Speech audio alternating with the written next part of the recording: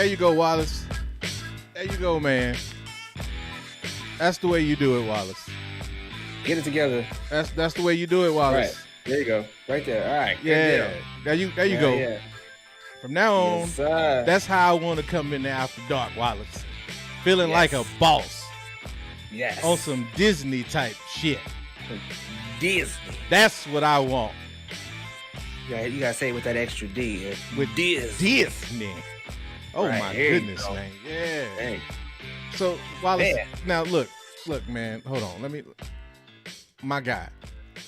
The next time we get an invitation from Josh, you got to make sure we ready to broadcast, man. Right. Like, what are you doing? He had the signal. Like, he had the satellite facing the wrong way. I mean, he didn't dude.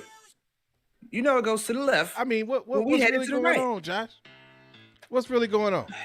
See, look, now I'm calling you the wrong name because you got me all confused. Right.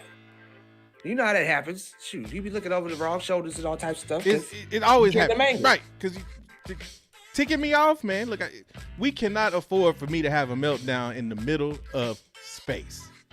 In the main Millennium Falcon. No. You know how much money we put in on this? You know how huge that explosion is going to be? Wallace. Got the time flux in the back, man. Are we good now, Wallace? Are we good? I just need to know, man, because... Just nod, man. Just nod. Just blink twice. Let me know something, man. Let me know. Right. Throw up gang signs or something. East side, west side. Something. Your side, everybody's side. I don't care. Your Avenger clan. I don't care. $8. All right, Wallace. All right. Let's go. I think you got it. I mean, God. What up, y'all? What's up? Good? What's good? What's good? My man Lavis. My man Al. What's good, man? Man, so far this news. Oh, bro, like this stuff they dropped on us. Oh, bro, like Disney, like, did you really have to kick in the door, waving the fofo? Like, really? Hey, we want some more though. Right, please. All the stuff. Yes.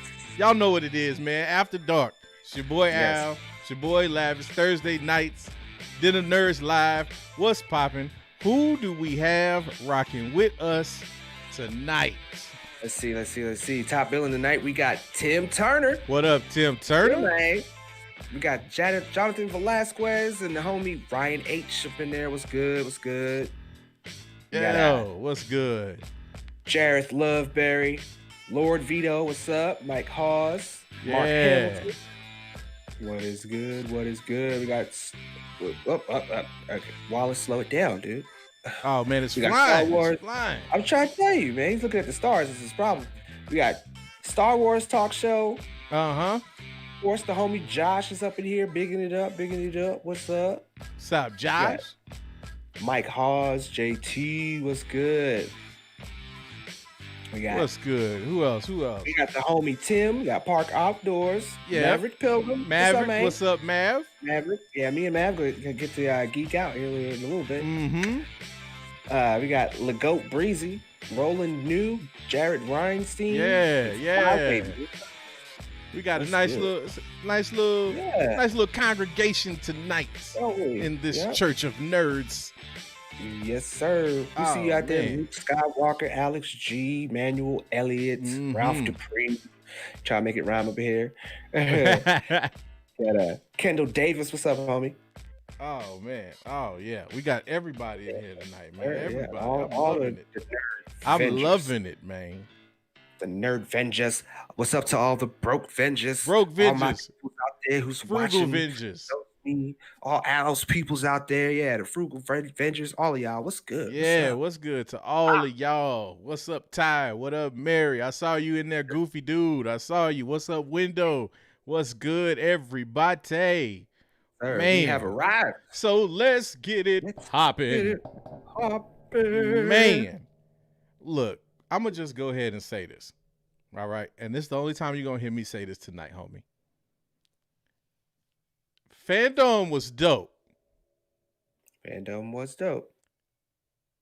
I told y'all they wasn't touching Marvel, man. Yeah, they wasn't touching Marvel. They Disney look, and this was without me even realizing that Star Wars was back. Can y'all say that with me? Because I can't even really put the words together in my own mind. But Star Wars is back. Yes. Like, yes. Oh my God, man. Oh my Lord. And the crazy part about it, is it's so crazy that I think for the first time in After Dark history, I think the man himself is phoning in on the After Dark line to holler at your boy. On the hotline. Wallace, can you make that connection, please? Yes. Yes, sir. Let's get the main himself. Yeah. On over. Bam. Oh, man. You on the mic. Hello? What's your beef? Beep, boop, beep. Beep, boop, whoop, whoop. Boop, boop, boop, boop. Can you guys hear me? Yep. Oh, loud and clear, my guy. Loud and clear. I know the signal in space is sometimes tough. I don't know with the Wallace got it together. He finally turned the satellite the right way. I keep telling him, you head to the right, go to the left. And I don't know why he can't get that. He can't get that. Well, you know, I can see why he hangs out with Chet. You know what I mean? I'm telling you, man. It might be I can see it. That bromance is starting to really bother me though, because they keep messing up. Right. But it's all good. It's just the way, you know what I mean? It's just the way of the Chet, and apparently now the way of the Wallace. I don't know. They tend to go this way. You know what I mean? Yeah, man. Mm-hmm. It bees like that sometimes though.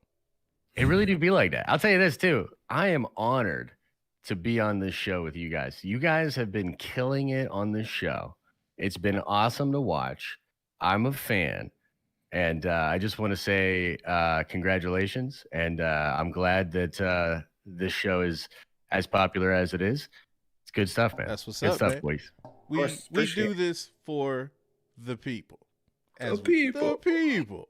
And we appreciate the platform, man. It's been a blast. Can't wait to keep it moving, keep it growing, keep going strong. Big facts, man. Big facts. That is the way, as it were. So how about all this craziness, guys? About all this craziness? That's what I'm trying to tell you, man. I'm still trying to digest, man. Like I need to know right off the rip though. And two-way, let us know. But Mr. Lucas, I'm just curious to know, what was your moment? Was it low-key? Was it a Star Wars announcement, man? What really got you going? Yeah.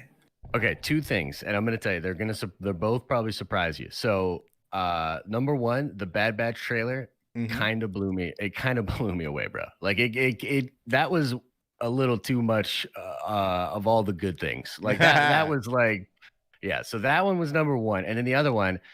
Did you guys notice? And I'm interested in the chat if anybody noticed this. Feige's looking much more trim. Oh yeah, man. Look. Feige making me have to step my game up now, man. Like when the great Kevin Feige starts slimming up, then that's like putting big boys on notice. Like, hey, man, health first. Yeah. I'm like, hey, okay. Feige looking good though, man. Feige looking good. Yeah. He had that little gangster look to him. To how he was standing there talking about all the shows. He was like, "This is what I'm going to give you." All of you. Yo, exactly. That's exactly where I wanted to go with it, Lavis. Because check this out.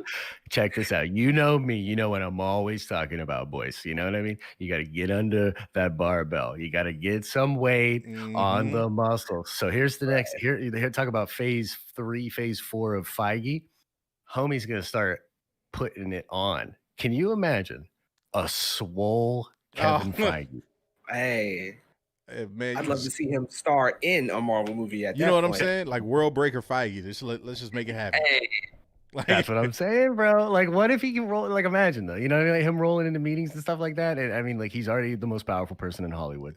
He's already the greatest producer of all time. Man. But he at this point, if Feige goes and if Feige starts lifting, man, he's just gonna start calling him the White Suge Knight. Like, right? Oh, no. Like, and he could actually do it too. Yeah, exactly. If Feige got the juice, that he could actually be the White Suge Knight, and I promise that'll be his nickname. Let him start lifting. I'm calling him Mr. White Suge Knight from now on. I'm calling White should. Right, White should. Dude, he is kind of already White should. White really, should you know, for real. Like, think about it. I mean, think about the Sony deal. Like, we don't know for sure, right? But the Sony deal kind of seems like they had it all made, played, ready to go. Mm-hmm. And you're like, you think you're just gonna walk out of here with Tom Holland's Spider-Man? You think that's how this is gonna go? You think you're okay? I'll see you on Twitter. You know what I mean? Like, and it's just over, man. It's kind of lights out. Yeah, it's crazy, man. Crazy for sure, man. So, what about you guys? What was your highlight? What was your favorite thing? Well, I didn't get to actually like see it, but I heard that they're bringing back Indiana Jones, and me and Mav are like super huge fans. So once I heard that, I immediately went to go look and see what I had missed, and I'm glad to see that Harrison Ford's coming back. I'm sad to see that they're finishing it, but we kind of we think that that's like a baton pass possibly. So hopefully that's the route they go for. But besides that, Loki. Yeah, I'm ready to see that Loki. Oh yeah, man. That Loki was surprisingly good, huh? Oh, dude. Yes. Like I was like, okay, Loki.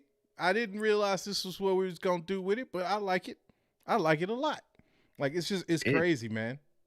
The color scheme, like everything. And then there was some shots in there that I was like, what is that? Like, I swear to God, I thought I don't even want to say what I thought I saw because everyone will be like going crazy.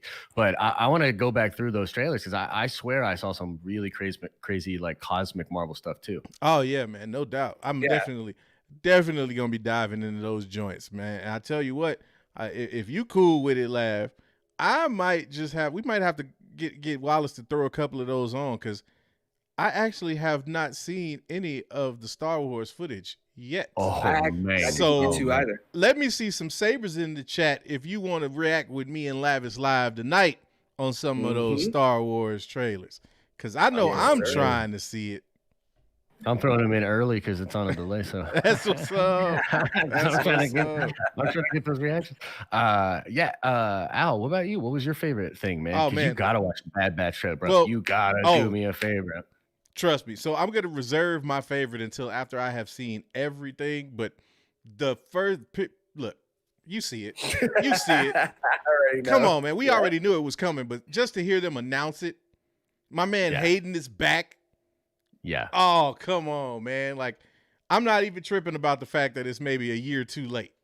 Like, no, we don't care anymore. Like, at this point, and I'm going to say this on TV right now, on the airwaves and on the YouTubes. I owe one Miss Kathleen Kennedy an apology. Oh, shit. Oh, wow. I do. Because if you are going to get on a head coach for their mistakes, you have to give them props when they get it right. Amen.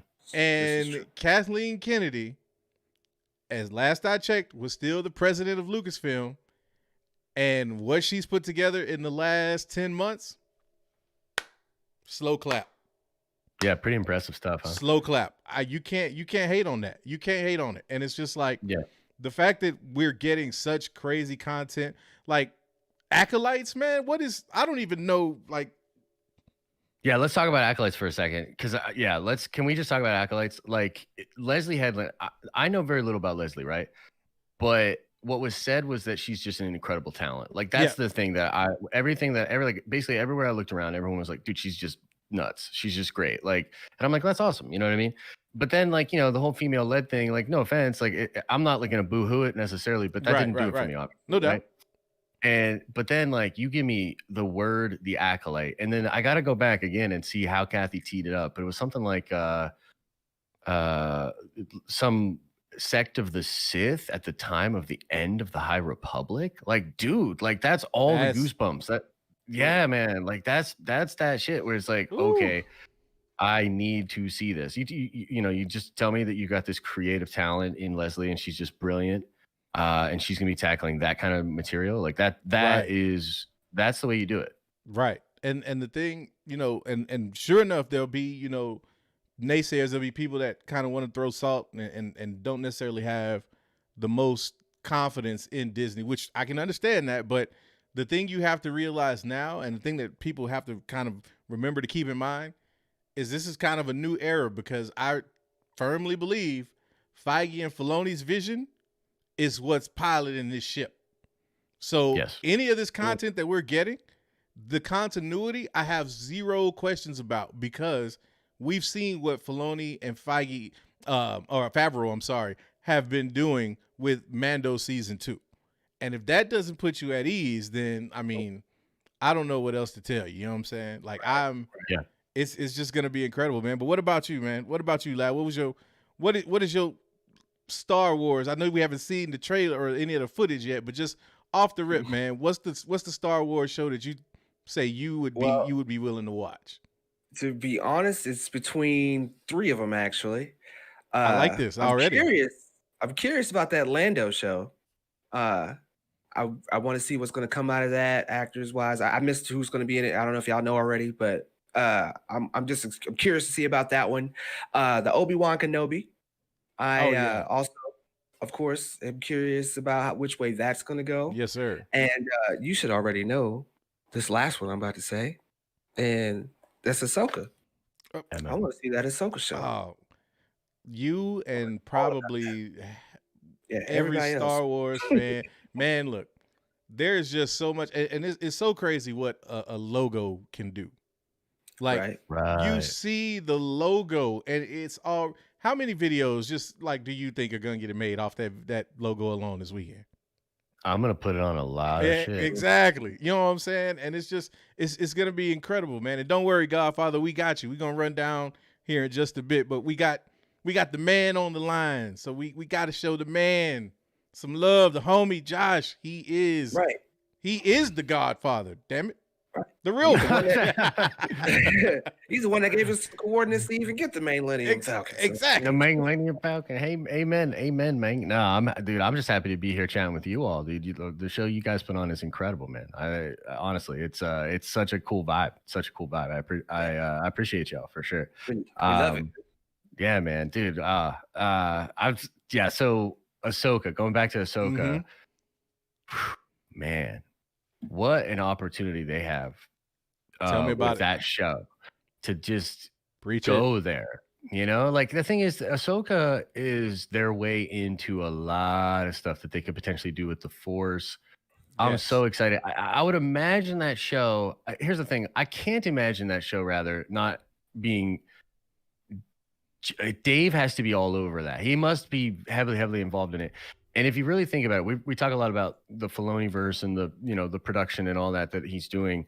It would make sense that he's maybe for the time being, or at least during the filming and creation of that one season, just heavily focused on that. You know what I mean?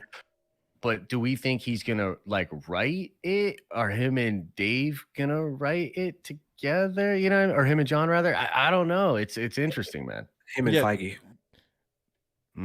That would be crazy.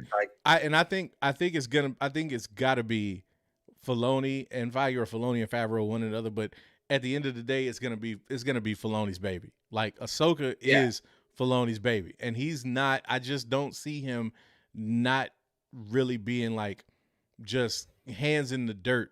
Like, you know what I'm saying? You thought the episode The Jedi was some of the best Star Wars you've seen ever. Like, just wait. This Ahsoka show is going to. I'm gonna just say it.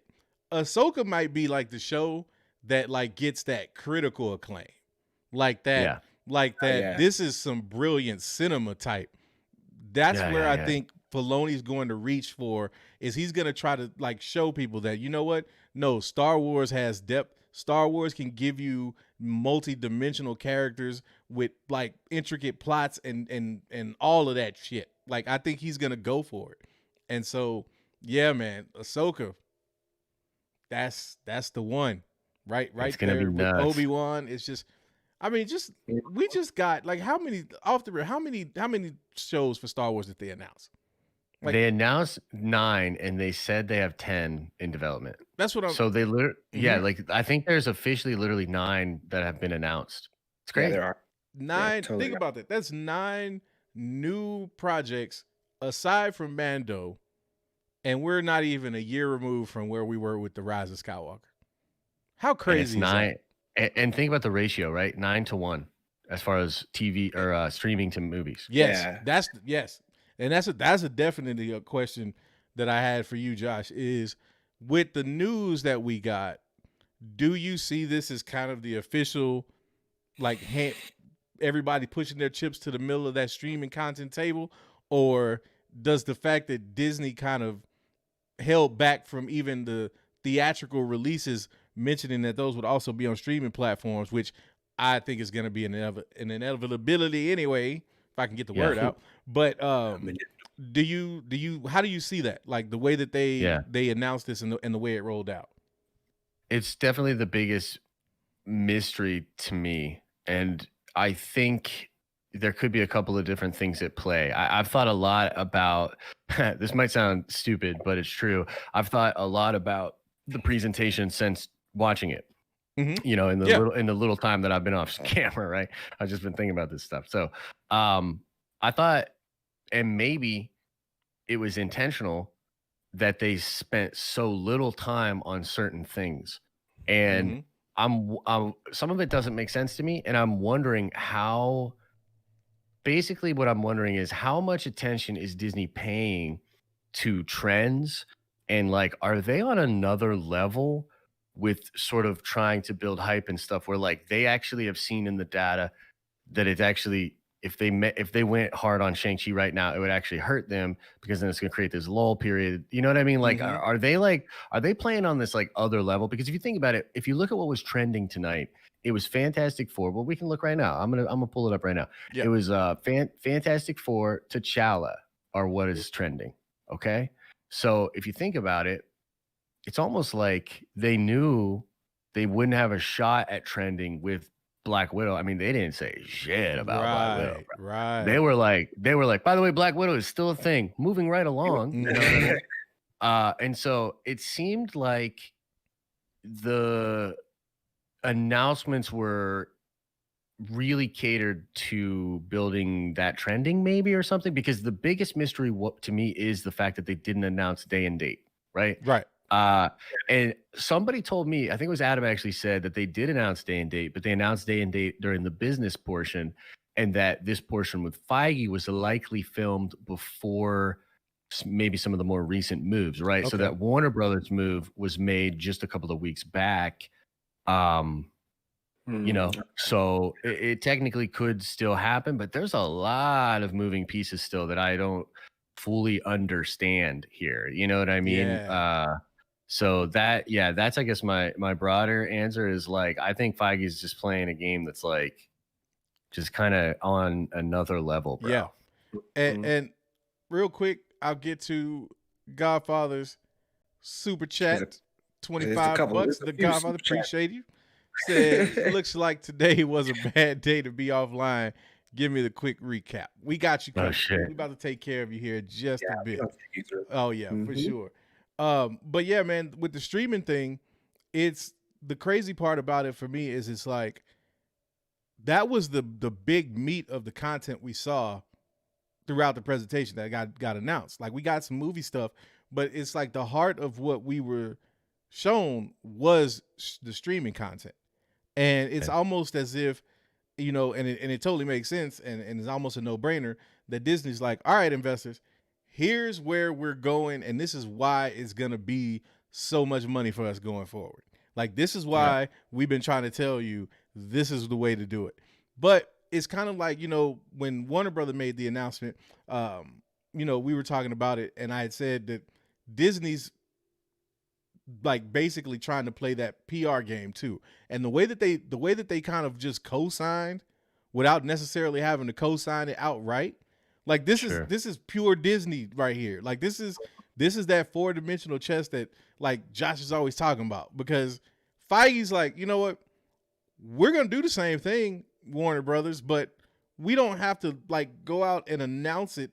We'll let y'all be the bad guy. We'll let y'all wear that and handle that. We can just come out and flood people with so much content, they don't even care about it. Like they don't even worry about that. Like that's an afterthought. And that's a great point. It's brilliant. It's brilliant because that question probably won't come up for at least another day or two. Like everybody's gonna be freaking out, reacting to all of this content. No one is gonna stop to try to make, or float that idea out there unless you're just like the ultimate Disney naysayer. You know what I'm saying? Right. Like yeah. that's just it's just smart to me, man. You know what? Can we just pause for just a second? Because I'm so blown away that Fantastic Four is trending. Oh, I'm still kind of like trying to wrap my head around it, because if you think about it, we just had this incredibly mind-blowing presentation, right? Mm-hmm. I mean, the amount of Star Wars stuff, I was like literally, this is kind of an overload. We've been going hard on Mando, right? Yeah. This is almost like too much. You know what I mean? To be honest, like it's like, whoa. And then like Marvel like smacks you in the face like with a lot of crazy shit too. Mm-hmm. And then Feige's just literally all he does is roll a logo and say, yeah, and Fantastic Four is coming, and the homeboy John Watts is directing it. And then that is the thing that everybody's like, oh my God. And then that's what's trending. I can see that. I can see that being something that happens, because I mean they done messed up Fantastic Four 3 times, and now that we got this, now we're seeing that Feige's got it back in his hands. It's like, what's he gonna do with Fantastic Four? It can't be bad. Plus, he's got a great director signed to it. Yeah, I can totally see that being something to trend out of everything, because everybody's waiting for that property that we haven't gotten anything for.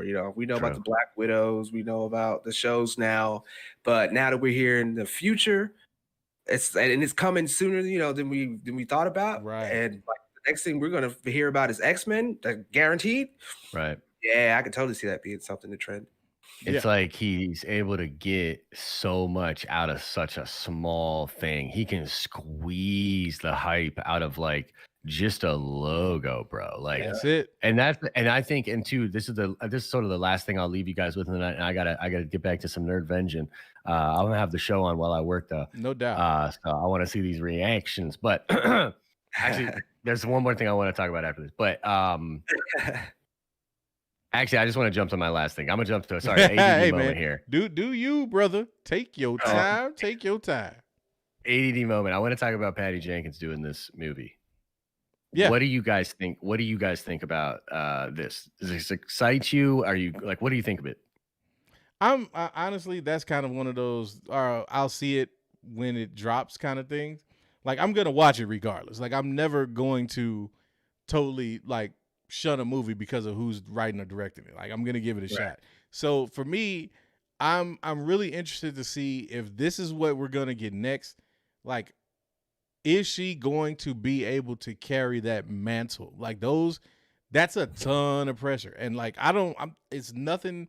I'm not, I don't feel like it's something that she can't handle, but it's gonna be really curious to me to see how it comes out and what the focus is, because that's a lot. Like that's insane. Like and it's gonna be, a squadron type movie. Like that's what what you would expect is almost like dogfights and like a lot of space battles, and that's like you are putting a lot of faith, I would say, in that being the follow-up to Rise. If that's the first Star Wars movie we get in theaters since seeing Rise, like eyeballs are gonna be on that. So I'm as far as Patty being the one to do it, could be dope, could not be, we'll see. Like I treat her like any other director that puts out any work. I'll judge it once I see it. But it's definitely an interesting move, and I'm just curious to see how it plays out. But what about you, Lavis? Pretty much what you said. I'm not gonna not watch it. I'm not gonna shun it because I'm not sure. I'm not like most people, like you and even Josh and some other people. Yeah, like y'all know the directors who are attached on. Like as soon as they say the name, you're like, oh my God, it's that guy. Like I don't really care about any of that stuff for real. I just want them to do a good job. I don't care if the last movie was horrible. Everybody deserves another chance, and if obviously they get fired, then they didn't do that bad of a job. So I don't really concern too much about like the director and stuff, but I try to concern myself with the entire cast and crew. So it's watch this, Josh. Watch me blow him up. So would you go see another Rian Johnson movie? He's gonna do that. Yeah, I was finna do that. It was coming. You know what? To be honest, depends on the title, depends on what the movie is, and if he lets me, if he does it again, then that's it. You know, everybody gets one, but you know, the second time that's it. So he go one more. Man, but I feel you, but I had to ask. You know, I had to ask, bro. I gotta be fair.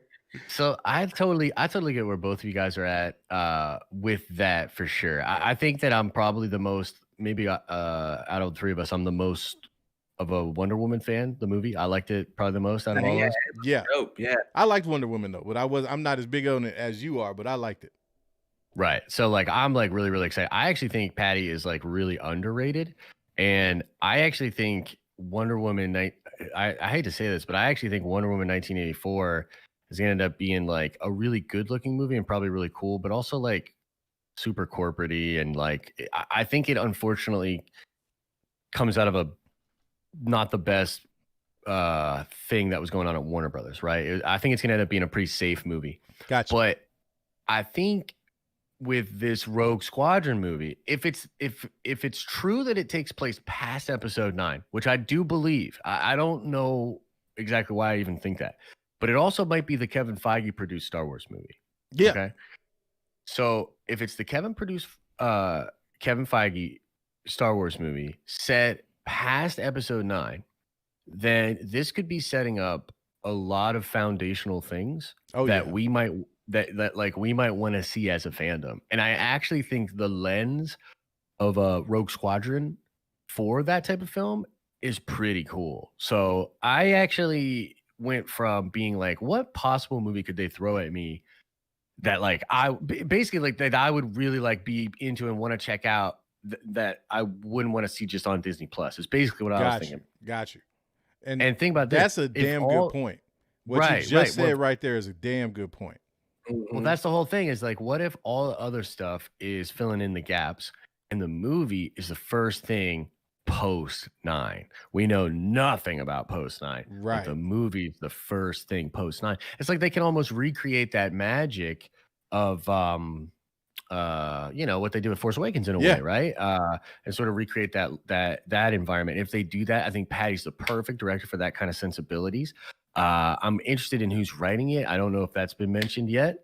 But yeah, basically, I'm real happy, boyos. That's what's up. We're in a good spot, Nerd Avengers. You know what I mean? That's that. Yes, look, sir. And while we have you, real quick before we let you get back to your Nerve Engine, I'm gonna say it while we got you on the line. Some of you Nerve Engines gonna start listening to Josh, because some of this stuff is being made official right now. But we've been trying to tell y'all asses about this for a good minute. And I see the comments. We see you lurking trolls talking all that cash money ish.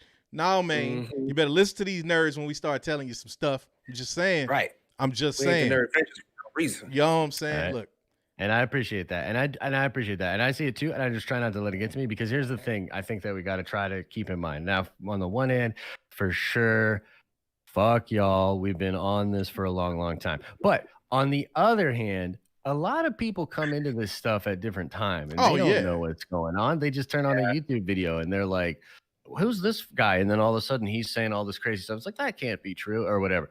But I think the more time goes on, the more we'll ultimately be validated for what we're doing. And we're just going to keep putting in good work. That's what you guys do, is you put in good work. And that's what's going to build this brand and this company, man. So I appreciate it for sure. Anytime, man. Always. In translation, y'all better start paying attention to what the hell that man be talking about. Thanks, no, bro. Man, that's what's up. Well, we're gonna let you get back to the Nerve Engine, homie, man. It's been a long time coming, but couldn't have picked a better day to have you on, man. Yes, sir. What a day to be a Nerve Engine. Indeed, man. And I'll see you bright and early, man. Oh yeah, you already know we're gonna be in there. Mando time. It's Mando time. And don't worry, people. We getting into that in a minute. Yes, we still are. Oh yeah. All right, boys. All right, boys. Have a good show. You appreciate you, man. Be cool. Careful. Get that Nerd Engine in. For sure. Later. Oh man, good job, Wallace. Man. Good job, Wallace. Right. See, and then when I tell you good job, you do something crazy. Wallace, that was cool though, Wallace. I'm glad we didn't have any breakups in the signal. But man, can we get some of them Iron Nerd emojis for the homie Josh. Please let him know. Please let him know, Laps. Please let him know. Oh yeah, let's get a whole bunch of them up in Yeah, there. Why man. are we doing that? Let's we missed a few super chats, Yeah. but we got time. So I seen Stephen J came in with the $5. Thank you very much. He said, did you guys see the ruined Avengers Tower in the background of one scene? And I'm assuming that he was referring to possibly Loki. And no, actually, I missed that. However, that's freaking crazy. But the fact that he's jumping around from like universe to universe and multiverse to multiverse, I would most likely guess that that's probably from like a different, like one of those different multiverses. I'm pretty sure it's not one of the ones from like our time, you know what I'm saying, somewhere else. So, we didn't get Dandrix, did we, with the $2.99? No, I don't think we did. All right. Well, he said, thank you. Thank you very much. He said, can we call today the Den of Nerds Told You So Day? Hey. I see nothing wrong with that. I'm here for it. I'm here for it. Totally here for it. Let's see. And I see we got a new Nerd Venger. Oh, the Hayden, JCR. You are a Nerd Venger now. A Nerd Venger now. Yes, sir. Yes, sir. Well, I'm scared. We got Lord Vito in here with the $5. Oh, here we go. Thank you, man. And see, you know what? Everybody probably read it when it came in, or we were going to wait for that till later because we wanted to geek out and have fun with you guys. So, Vito, we will acknowledge that later in the show. Go forgotten, sir. No doubt. No doubt. We got Adam G with the $10. Thank you, sir. Appreciate you. He said, thoughts on Patty Jenkins' Rogue Squadron movie being the long-rumored Kevin Feige Star Wars movie? Hey, like the homie Josh said, man, if Feige's on this, then all of a sudden my interest peaks. You know, I think he will be. Yeah, I think Feige has more of a hand in the Star Wars stuff than we're actually realizing because he did the same thing with Marvel back in the day. Well, see, the thing about it is, it's not. I realized it right off the rip because it's what I was calling for a year ago. Right. Like, yeah. This is the thing, man. This is what, not to get on my soapbox, but this is what happens when you have strong leadership. Now, I don't know if that was Feige coming over and saying, hey, Kathleen, let me holler at you real quick. Or if that was, somebody else up at Disney saying, look, we need to fix this. Y'all need to get y'all shit together. But whatever it was, somebody decided that it was time to get everybody on the same damn page. And once you do that, if you already have, because the problem wasn't that Disney doesn't have creative minds, that they don't have people that understand Star Wars already in the ranks. Those people just didn't have a voice. And what it looks like has happened is exactly like you said. Somebody has come over and kind of refocused the vision. And that has Kevin Feige written all over it. Because if you look at what they did with the Avengers and the Infinity Saga and what he was able to build there and how there were levels to that, there were layers, how they created an entry point for people, and all of a sudden that entry point, hashtag Baby Yoda, hashtag Grogu, was essentially, Iron Man all over the MCU, kind of recruiting and popping up and getting everybody involved. And then all of a sudden it was Iron Man. Then you had the Hulk. You're like, okay, yeah, we've seen that. But then it was like Captain America. And it's like, oh, so we finna get Cap now. And this is introducing people who have no clue who Captain America is or what he stands for or anything about the comics. Now you've got these people like straight up and down Cap fans going back and reading that type of like the older material so that they can get caught up. You know what I'm saying? Right. That's exactly, and you spot on with that. That's exactly what we got with Star Wars right now. So if that doesn't tell you that Feige's like over there lending that expertise, then I don't know what other indication you'd be looking for. I mean, to me, everything's got Feige written all over it. If you look at the whole list of shows, they all got that connectivity that he's talking about. Yeah. And that's a Feige thing, man. I don't care what nobody says. Plus, I remember them saying that he was supposed to take over Star Wars or at least have a good hand in Star Wars like 2 years ago. So, and it looks like it's showing, it already got Favreau attached to it.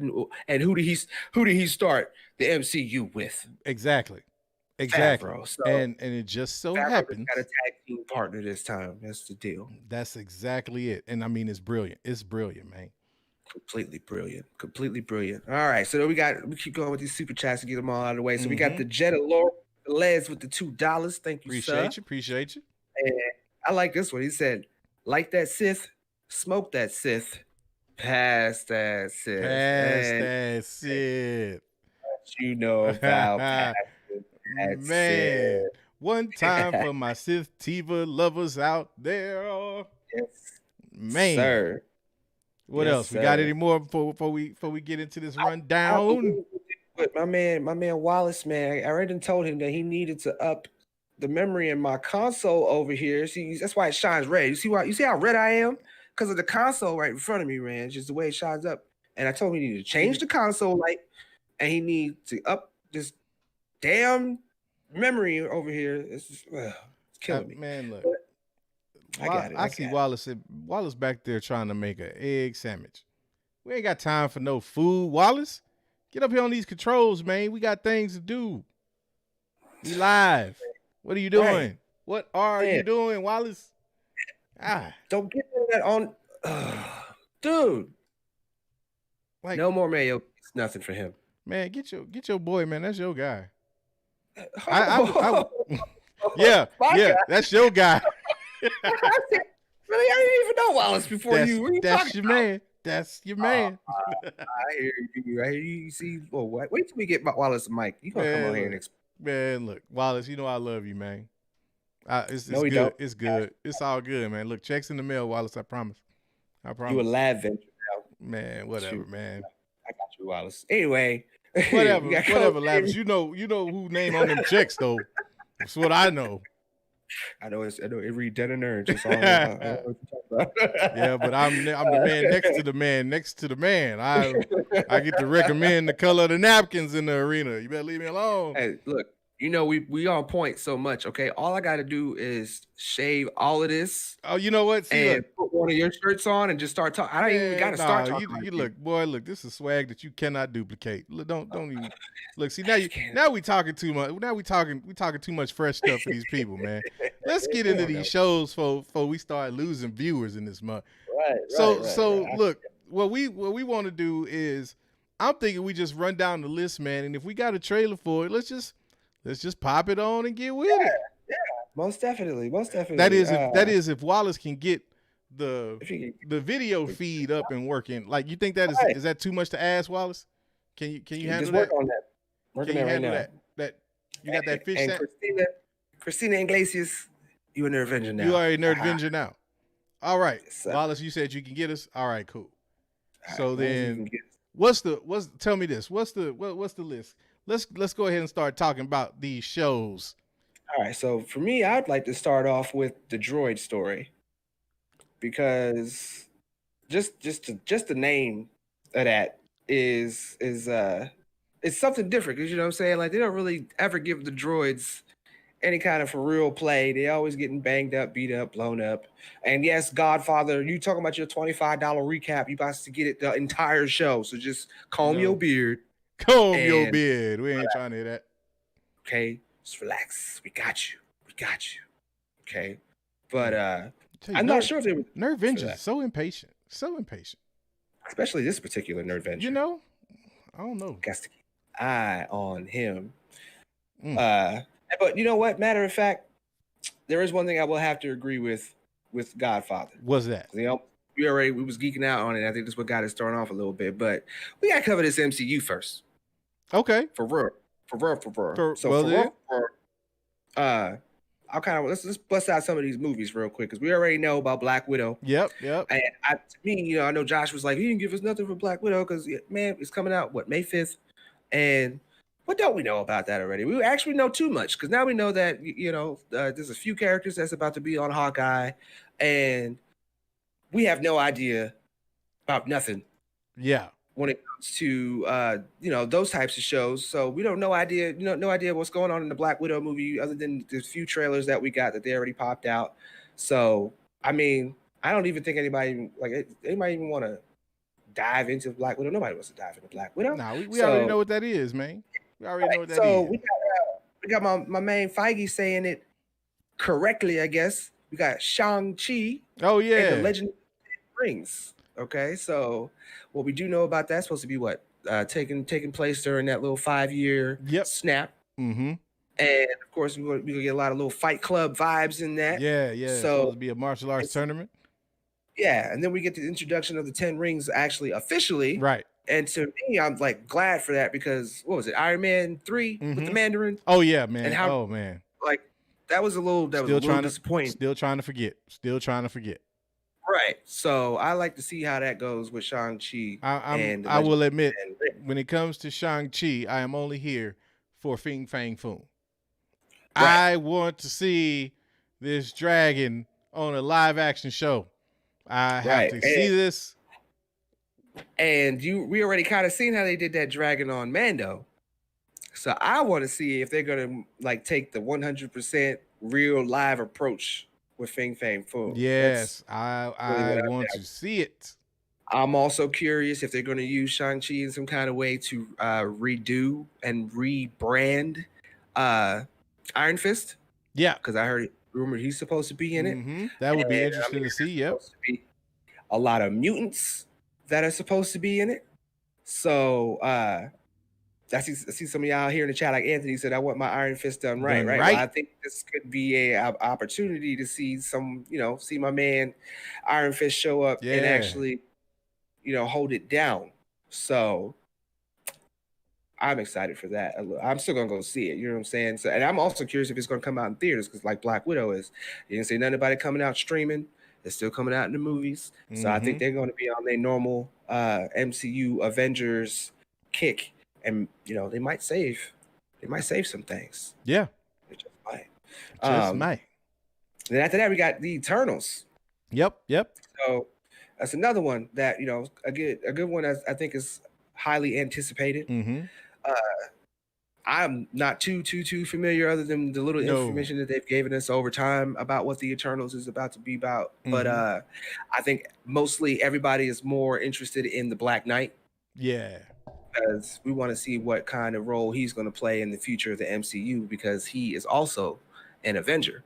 Yes. So, and it would be nice to get some of that background on what happened before, back in the days of creating the mutants and all that type of stuff. Yes. Because when it comes to the X-Men and their lore, it's like they say nothing about the Eternals technically creating mutants. There's no snap. Right. The first mutant technically was Apocalypse.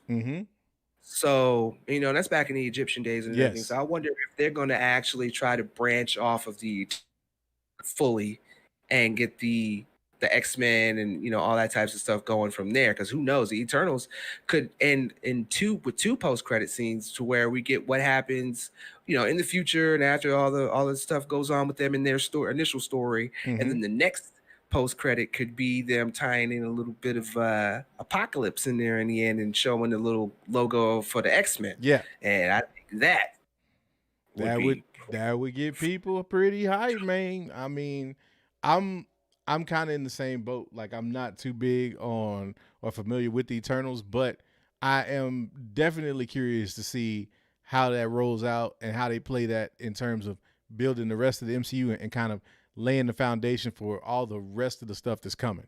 So, especially like the X-Men and how that all ties together. So, no, I'm right there with you on that one.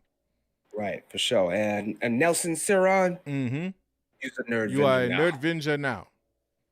Yes, sir. What else we got? I see you, Dandrix, talking about we've been nailing the predictions on Mando. Yeah. We know. We're gonna save all of that for later. We're gonna be humble. We're gonna be humble. Now. Sit down, be humble. It'll be sit down, right be humble. Now. For now. Yeah. It might be a different story come conversation and libation though. I might get on my I might get on that ish then, but we digress. We digress, good sir. We digress. So they still have not titled Spider-Man? No, I thought Spider-Man was titled Homeworlds. Was that not? Is that not confirmed, or am I dreaming that? Like, I could have sworn that they told us Spider-Man was Homeworlds. Is it Homeworlds? Okay. Well, it seems like they need to get these lists updated a little bit, man. Yeah, maybe, or maybe that's low key salt because they just didn't want to give any free publicity. Right. But I mean, the movie though sounds like it's gonna be flipping amazing because they damn near got everybody to come back. Look, like, see, and this is why I love everybody. my people because everybody let me know right now that wasn't confirmed. So that must have been when I was under that Zyke Miro trance and was getting brainwashed or something like that. So I'm kind of glad on that too because Homeworlds is not doing it for me. Like that's not. Nah, it doesn't really make too much sense. No, I don't. Even though they're bringing in all the different and all the old heads, and see, and that's the thing. Okay, so like we have zero context on what that means. You know, they got Kirsten Dunst to come back, Tobey Maguire, Andrew Garfield, the old Gwen Stacy, all of that. So it's like, but we got zero context. So what I hate about sometimes when it comes to speculation is we hear Alfred Molina, Doc Ock. Yep. Coming back too. Yep. Right. And so like when it comes to speculation, we want to do all brand new ideas. Yeah. So it's like, oh, we got Doc Ock coming back, so he must be doing this and blah, blah, blah, blah. And then when we actually get the product, it's like, yeah, they brought Tobey Maguire back and Mary Jane, but they were like in a kind of like a world between worlds type thing. In the glass with Superman, how they give you the little veil, the little glass that it was stuck in, and they was like, and I can't know why I can't think of what the hell they threw him in the Phantom Zone. Thank you. Yeah. Okay. So here's what I think is going to happen when it comes to all these people that they brought back. I think by the end of Spider-Man 3, which is supposed to be the last installment for the MCU trilogy, they're going to introduce Madam Web. Oh. They're going to pull him out of whatever trouble he might have gotten in by the end of that movie. And she's going to be like, yo, like they did in the old days in the 90s when they introduced Madam Web and she pulled him out of his little bit of trouble. And she was like, I need you to prepare. I need to take you on this little journey here so you can be ready for what's coming in the future. Okay. Now, we already saw that they, we'll get to that later, that they said something about Secret Invasion. I think, and they're talking about making a Madam Web movie, but nobody really cares when and what they do with that. I think that might be a Disney Plus show. I don't think it's going to be a movie. Okay. Speculate. I think they're going to make Madam Web Disney Plus show. But anyway, and what you're going to see when it comes to all these characters they're bringing back is going to be like they did in the 90s cartoon where he's in this little black web space talking to Madam Web and she's showing him all the different multiverses and all the different universes of the Spider-Man. And we're going to get these characters and you're going to see them maybe in something new. Maybe they might show like the old Tobey Maguire, Peter Parker and Mary Jane like on a bench or something kissing or whatever like that. But they'll show the Andrew Garfield and I believe her name is Emma Stone. They might show them like actually in some kind of peril or something where he saves her, or maybe they even show old clips of the movies. You know what I'm saying? So not necessarily that they got these people to come back and do new footage and cameos, but they got them to come back and do like the flashbacks and stuff like that. I think it's more or less going to be in that. Maybe they'll touch it a little bit more, and maybe we'll get some interaction between the Tom Holland Spider-Man and some of the other ones. But I don't think that this Spider-Man movie is going to be some kind of multiverse. He's popping through in and out because of Doctor Strange. Exactly. I think it's going to be some kind of, because I don't think say what Doctor Strange is supposed to be in it. Yes. Yeah. I don't think it's going to be a huge part of the movie. I think they're gonna settle off what's going on with him and having to, people knowing his identity. They also said that Charlie Cox is coming back. Yes. And that Daredevil. Hold on now, slow down, because we cannot just dismiss that like that ain't a big ass deal, because Charlie Cox is Daredevil in my opinion. Like you can't get any better than that. And side note, Josh, I don't know what you're talking about because that Daredevil costume was fine by me. That costume, specifically the season 2 joint, I was cool with that. I was like, hey, look, we good. We good there. But let me tell you, Charlie Cox, Daredevil being in any way affiliated with the MCU, I'm all for that. Because you can't, like, there's certain characters that I'm cool with you recasting. Like I'm cool with seeing a new Blade. You know what I mean? We're far enough removed from the old Blade movies that it's not gonna kill me to see a new Blade. A more recent switch when we went from Edward Norton to my guy that plays Hulk now, name slipping my mind. I didn't have a problem with that either. Mark Ruffalo, thank you, sir. I didn't have a problem with Mark. Like I was like, all right, cool, I'm good with that. Rhodey being, going from the one true Rhodey, man. To Don Cheadle, I wasn't mad at that either. You know what I'm saying? I definitely miss, and I wish we would get a Rhodey. And since we're doing all this multiverse stuff, can I please get a Terrence Howard Rhodey cameo somewhere? Somebody please help me out with that. But I think we'll get the whole thing. But yeah, I disagree with you though. Like I gotta say, I think this multiverse stuff, I don't think that, first of all, I agree with you that the Tobey Maguires, the Kirsten Dunst, Alfred Molina's, they're not going to have that huge of an impact in the movie itself. Like, I don't think, if anybody will, I think it might be Tobey, because I can see them kind of doing an arc where Tobey kind of brings the Tom Holland Spider-Man like up to speed in terms of being Spider-Man, understanding what Spider-Man stands for, kind of embodying that and understanding the kind of responsibility, like teaching him that Uncle Ben lesson pretty much. You know what I mean? Right. I could see that. But other than that, I think what it's gonna be is we're gonna have these situations where these characters or these versions of these characters from other multiverses start popping up in the MCU, like in this MCU's multiverse, like in that world, and like Spider-Man is kind of trying to like has a WTF moment, and then Doctor Strange is the one that kind of comes in and helps him kind of figure out what's going on. Like he realizes, oh, there's something going on in the multiverse. I've got to jet and go figure this out. Like this is bigger than whatever. Like a situation like that. But I think because of what Sony's trying to do, not so much what the MCU's doing, but what Sony's trying to set up, I think that, Tobey Maguire and some of these cameos that we're hearing about will play a role, but not anywhere near. Like there's people worried about, oh, well, there's too many characters. Some of these people might get 15 minutes tops, if that. If that. You know what I mean? Like Alfred Molina, for example, I just don't see that Doc Ock coming back and having like this really, really deep role in the film. Like I can see him being in the film. Maybe somebody goes and gets him from a different multiverse. You know what I mean? Something like that. Yeah. Maybe they do a Sinister Six kind of thing with like multiversal versions of these characters. Who knows? But that could be like the way that they go with that. But I don't think it's gonna be. I don't think these people are gonna dominate that movie like at all. Right. Okay. Well, then I'll revise a little bit. Then how about this? All right. I see you on that. Now, how about this? Okay, so let's nix Madam Web. Okay, no Madam Web. Well, see, Doctor Strange. But hold on now. Don't nix Madam Web because it was good. But I'm gonna nix it for now. I'm gonna nix it for now. Okay, well then you go ahead and nix it. Okay, so Spider-Man in trouble. Okay, running from Kraven. Let's say Kraven's gonna be in the movie. Running from whatever the villain is, and all of a sudden, or he could be fighting one of the villains. Okay. Gets punched through a building, but it's the bank.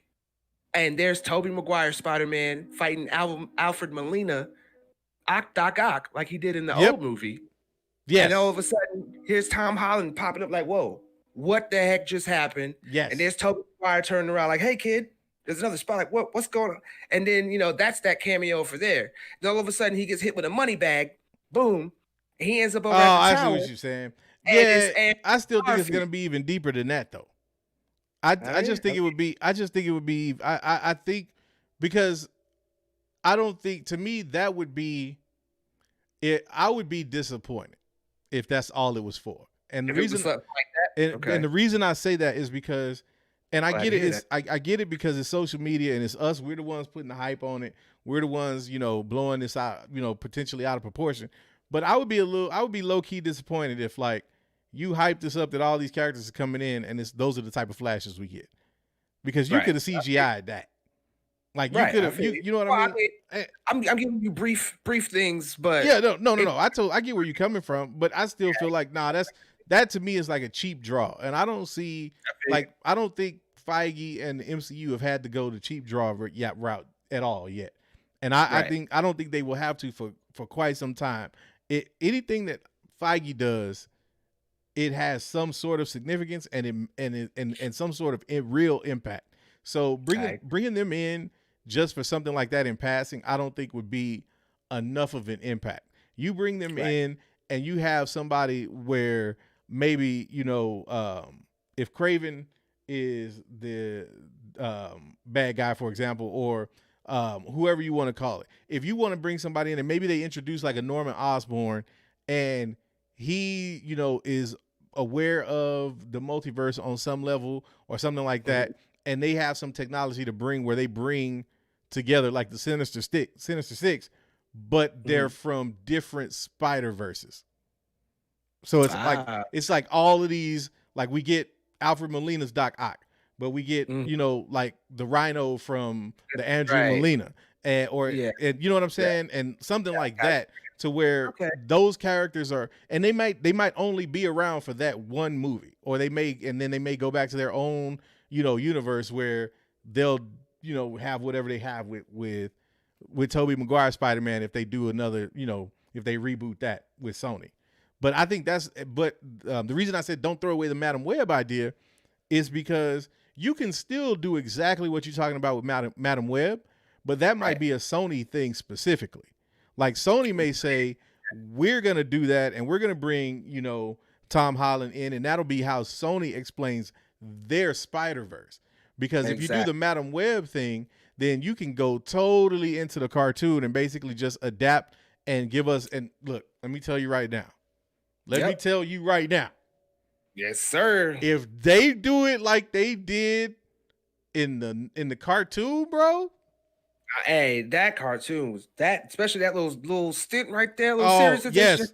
I'm blanking on the name of that arc towards the end of the Spider-Man series, where it was like all of those different Spider-Men from like various universes, and you had, bro, if they do that, like I don't think that was called Spider-Verse in the animated series, but whatever that was called, you give me that arc, bro. Look, I might watch that this weekend because it's we could talk about Spider-Man all night though, man.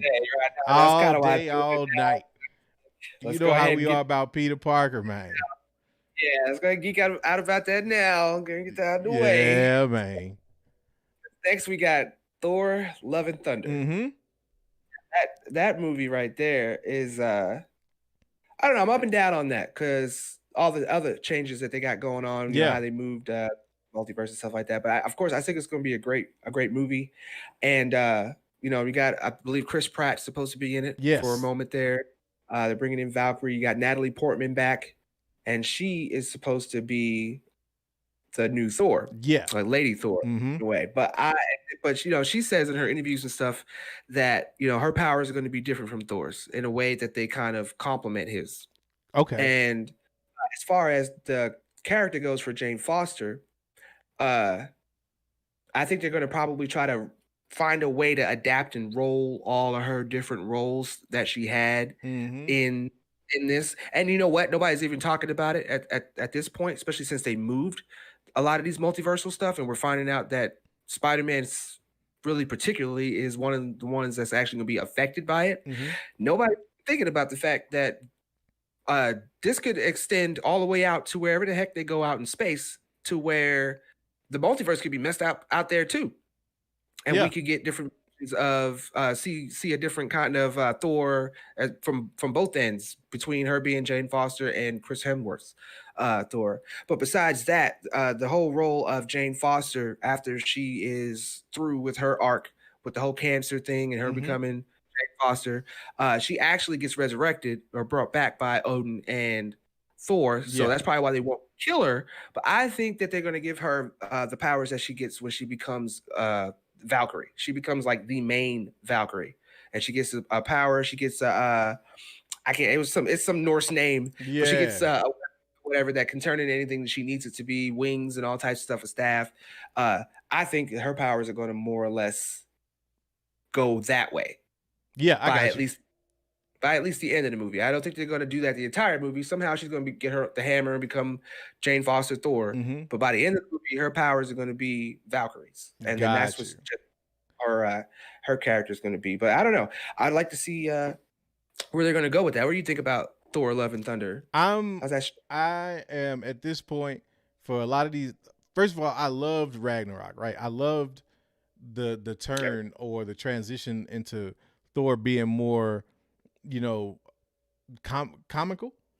I wasn't as big of a fan of the movie itself, just because I felt like it was kind of it led into Endgame or into Infinity War a little bit, but it was more so kind of here, let's reset Thor real quick. So I'm really curious to see with Love and Thunder, are they going to get back to having Thor's continuity like really interwoven into like the larger story, or is this just going to be kind of a continuation of what we got with Ragnarok? So right, well, that's where I'm still gonna go check it out. But that's the thing that I'm most curious about is like, how does this film and for that matter, how does every film that we get going forward connected to the larger picture? Because that for me is what hooked me on the MCU, was the fact that you have all of these movies that have their own little piece or of connectivity to the larger plot. Mm-hmm. Most definitely. Yeah, I know that's kind of interesting. But how'd you feel about them confirming that Christian Bale's playing Gore, the God Butcher? Hey man, I'm gonna just say like this: Christian Bale played one hell of a villain in the Shaft reboot, so he can get down like that. So I could definitely see him embracing that role and really doing that. Like, I mean, the man handled biz, bro. Like and I could it fits him. Put it this way, I think that role fits him. I think seeing the way that he was able to really get up for playing Bruce Wayne and Batman and playing that and really playing the Dark Knight. You know what I mean? Like really getting into it. Like that lets me know that there's not going to be any holding back when he's doing Gore the God Butcher. So I'm down with that. Yeah, he gets Christian Bale gets completely into his roles. Like if you look at him from The Machinist to Batman to was it Ford versus V Ferrari, like his physique, his everything is the way he wears his facial hair, the way he wears his hair, like everything is different from character to character to character. Equilibrium.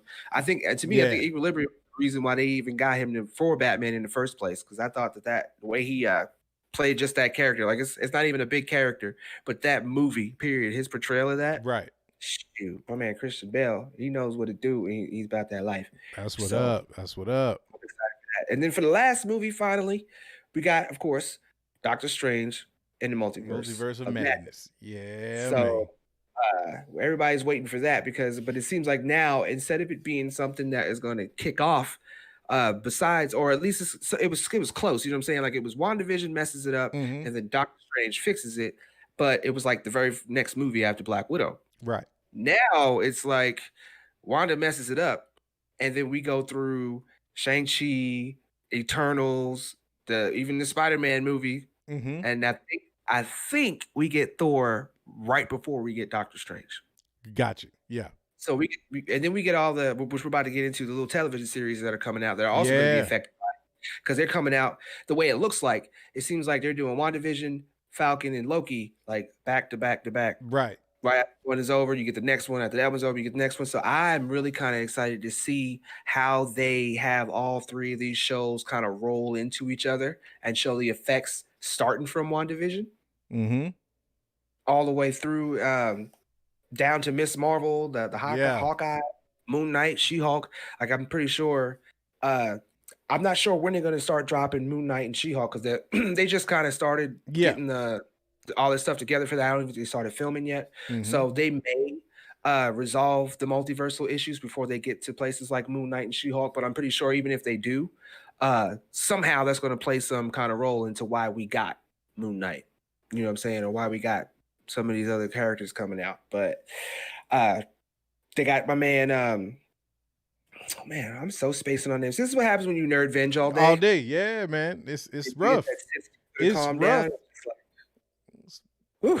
Yeah, most definitely. But Sam Raimi, they got my man Sam Raimi coming and to direct it. Yeah, you know, it's supposed to be like a horror film kind of thriller. But I'm being honest with you, and maybe because, you know, technology is new and different, but I've seen some of Raimi's like newest horror movies, horror films. Yeah, and I don't know, maybe it's just me, because I think almost all horror movies are funny regardless, because it's not funnier than somebody standing there. We always laugh at horror right. You already know how this works.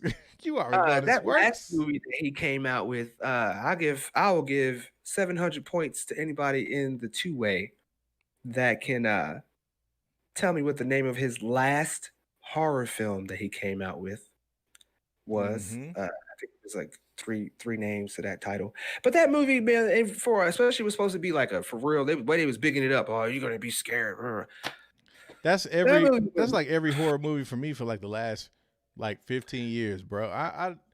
Horror movies don't horrify me. Like gore does not do it for me. Like I need some stuff that's gonna make me like stay awake at night wondering like what I just watched. And I don't mean from like a special effects, like give me the most grotesque thing. No, I mean like you gotta challenge my mind with some deep thought type horror. Like that's the kind of stuff I get into. But yeah, with this movie though, this is probably out of all of the movies dropping the one that I'm geeked out for the most, because obviously, you know, it's gonna be dope. It's gonna be a Doctor Strange movie and everything else. But Doctor Strange was probably one of my 3 favorite non-Avengers movies in the MCU. So if you take Endgame and Infinity War out of that, matter of fact, I'd probably say it's in my top 2. Like Black Panther and then Doctor Strange is right behind it. Like that's how much I loved Doctor Strange, that first movie. And so I'm really interested to see the character, number one, the development for Steve in this movie. Like he's been through, you know, some shit in this like everybody else was dealing with the loss, but like he's had kind of like the pressure of having to make sure that this whole plan went off without a hitch. You know what I mean? Like he's essentially right now I look at him as the Reed Richards of the MCU right now. Like he's that dude holding that mantle, like even more so than Tony Stark, because Tony Stark is, you know, a genius. He was a genius. You know, he from a technology standpoint, you're not outthinking Tony Stark. But because of the level of threats that we've had, like they came up against stuff that Tony Stark couldn't even comprehend. Like he couldn't even understand some of what was going down. So for me, Stephen Strange was that dude. And so knowing that what we're getting into with the multiverse is going to be on some real cosmic level type shit, like I'm really interested to see just how much Doctor Strange kind of embraces that role, and just how much how capable he will be on screen filling the void of Tony Stark. Not can Benedict Cumberbatch match Robert Downey Jr. Like I don't have any question about that whatsoever, because the man went toe for toe with him line for line in 2 movies, you know, in Endgame and once they got back together in for that small part. It was more so Infinity War than Endgame, but like that interaction really cemented for me that Strange is that guy. So I'm stoked just to see how it goes from there, but even more so how that connects to what we ultimately get to. You know what I mean? Like what we ultimately get to, whether that's Secret Wars, which, come on, let's be real, we all know what it's going to be, but just like that setup, he's going to be the Tony Stark, if you will, of this run, if you want to call it a run. Like I totally agree with that. Right. And so from that standpoint, I want to see how that plays out. I want to see the beginning of that. I want to be all about that. I want to get all, because the thing about it is too, having seen the Infinity Saga, we feel like we know all the angles, right? Like we kind of know what we feel like we know what we need to key in on, what kind of things they're gonna plant. But I want to see how Feige, with his oversight, is able to still find ways to make me go, I ain't see that shit coming. Like that's what, and Doctor Strange, I think, is gonna be that first movie. Like we'll get some of that in these other properties and everything else, but Multiverse of Madness, I think, is gonna be that movie where we just like, oh hell no! Did they just really? That's probably the one I'm geeked for the most out of the movies. But I feel you. Okay. Then we got these shows, man. Yeah, for sure. But before we get into the shows, let's see, we gotta acknowledge my main Ryan. Oh yeah, most def. With the $50 super two-way. Thank you, sir. He's yes, excited sir. Too. He said today was the nerd apocalypse, and I'm ready. Happy to have that Marvel hype back. Feige playing that 4D chess better than everybody again. No one talking about WB, DC, Black Widow streaming on D+. Star Wars did good too. Get it, fellas. Gotta patch up that Falcon. Yeah, we got some. Oh yeah, man. We got a couple people working on the changes for the Falcon. Ain't that right, Wallace? Trifling mother. Never mind. Let me stop this guy. But we gotta get chat. Yeah, man. But anyway, let's get to the shows, man. Yeah. Now we got the TV shows. So of course we're gonna kick it off. You already know. After Mando's done and over that we're gonna be covering this. Oh yeah, so Mando people, just hang tight. We gonna get into that shit in just a bit.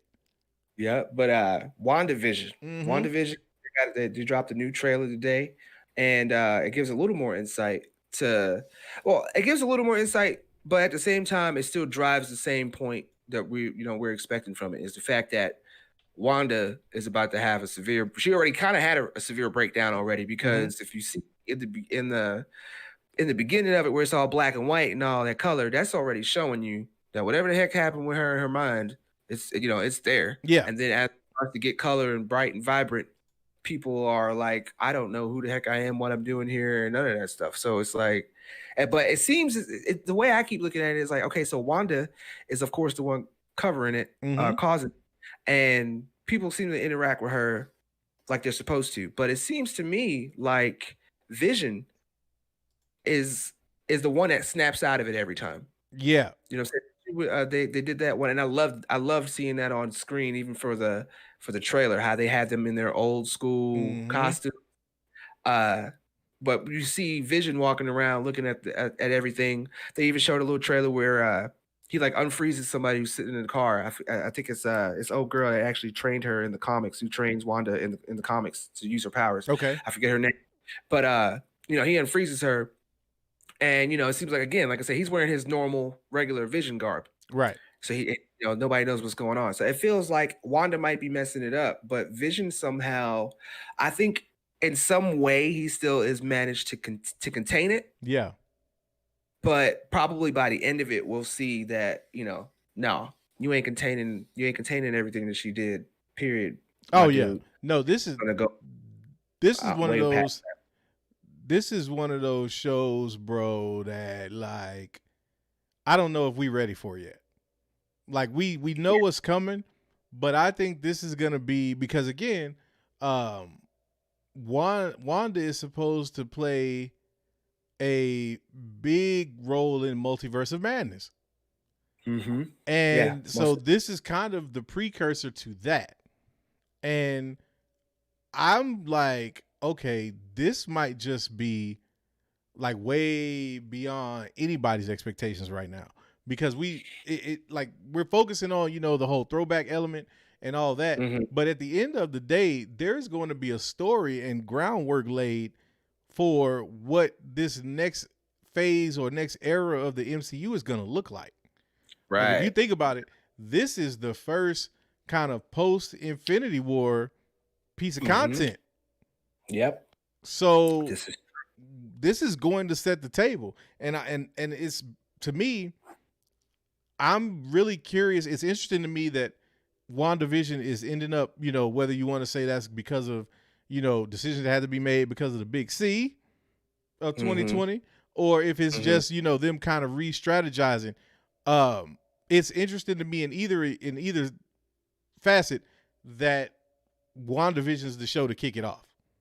You know what I mean? For that to be what kicks it off, like that's gonna be that's really big, and it makes me wonder if there's anything that they had to go back and retool, reshoot, or anything to recontextualize some stuff, or is this kind of just, is it gonna still flow the same way that it was initially? So I'm down. I'm ready for WandaVision though. I think they might have had some time to tighten it up. I think because they were talking about that was the first piece of property we were supposed to get. Now we were supposed to get that here in December. Yep, exactly. They pushed that to January, so I feel like maybe they one or two things. They did one or two things. It was like, okay, we can kick this off in December, but if we kick this off in January, we can have the whole entire year off.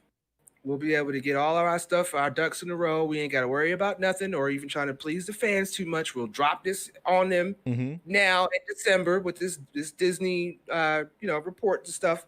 Everybody's going to be psyched about that for the whole rest of that month. And then we kick it off in January and it just rolls right after that. The shows are just going to keep coming through. Well, by the time we get to the end of that, we'll already get like the Moon Knight, She-Hulk and stuff. So I think it's just going to keep. No doubt. And the other thing too, man, is I think part of this, when you have something burning as white hot as the Mandalorian is right now, why would you flood the market? Right. Like, you don't really have a need to drop WandaVision right now, because you're staying afloat just off of Mando, like right now. And you've only got 2 more episodes of the Mandalorian left. So once you're done with that, then you can put everything, all of your PR, all of your hype into WandaVision, which is again what I think kind of signals or signifies some of the brilliance that they have going on over there with Disney and the MCU, is because the way that they structured this and they've laid out all of these pieces of content, man, it's like we not gonna have a slow, like, if everything comes out on the timeline that we expect it to. Like 2021 is gonna be over for a lot of people, man. Like it's gonna be over. Like it's between Star Wars content and MCU content just by itself. Yep. You sitting there trying to figure out when you're gonna have time to stay on top of all of this. You know what I'm saying? I don't know, man. I'm gonna have to figure it out. Because I'm gonna be here for every last bit of it. That's for damn show. Right. Yeah. I see Andrew Gibo with the $5 Super Two-Way. Appreciate you. He said, Wanda's development has me most excited for her. She's about to show up, that's for sure. Here's to the strongest event. Right. Yeah, because she was about to tear Thanos a whole she get one new one. It was, give it to him. This is the last time I'm gonna say it, but she was on her Jake Paul. Yep. She was on her Jake Paul. You're right. It's probably not, but still, I'm trying to weigh in. I'm trying to get off of it, but when we get back, I'm pretty sure I'm gonna walk into the lounge and see there's like a Jake Paul cutout. And how you know about my fat head, man? Actually, it's not Jake Paul. I got Nate Robinson laid out, and I'm putting Nate on the wall in the lounge when we get back. I already ordered it. It'll be here in a week. I totally already see that coming. Now I do see Drum and Company. You gotta wait, man. You gotta wait with the $9.99. Okay, patience, young Padawan. We got you. We got you. We sure appreciate you though. And come on, man. Look. Come on, bro. You already know. I'm here for it. We finna get into that though. Yeah, most def. But we know the Star Wars fans is here. So we're gonna bust out this MCU for the MCU fans for now, and then we're gonna geek out the whole rest of the time about Star Wars, or at least Al. Al's gonna take the floor for real, because that's what I was gonna say. Low key Lavis over here stretching this Marvel shit out. He like, we gonna do an hour and 16 minutes of Marvel content. Then I'm gonna let y'all have y'all Star Wars stuff.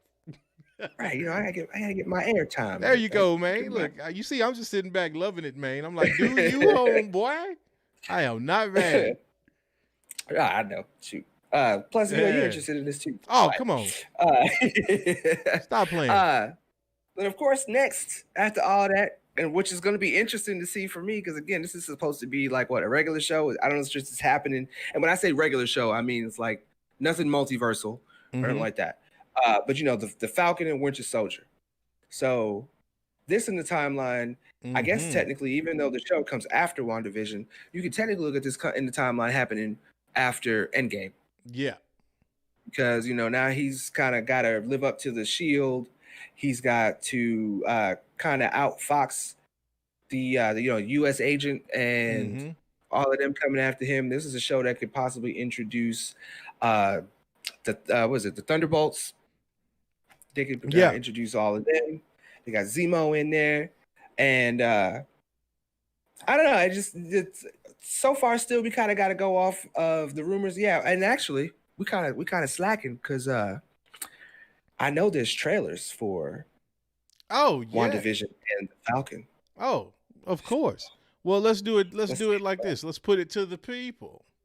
The people. Do you want to see we'll do either or, because I know we got our Mando people, and we definitely gonna check out that Loki trailer. Like, we got to see that. Yeah. But most definitely. Which trailer do you want to see? Let's get some W's for the WandaVision, or let's get some F's for Falcon and the Winter Soldier, and we will watch right now with y'all on the screen. Yep. Let us know. Because Loki's a given. We're gonna. Oh yeah, we definitely checking out. We definitely gonna check out that Loki, man. Because to me, that was the one right there. Oh man, I've seen a bunch of F's. I've seen a lot of F's too, man.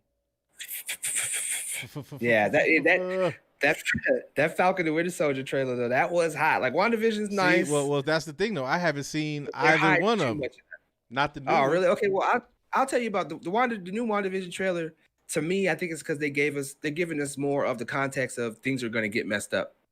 Okay. So it's more of looking at like a roll through the TV shows back in the day. Like, we already know, the black and white shows. Then we get Bewitched. Then we get into Roseanne and all that type of stuff. So like, they're hiding a lot of it. So the trailer is not all that exciting.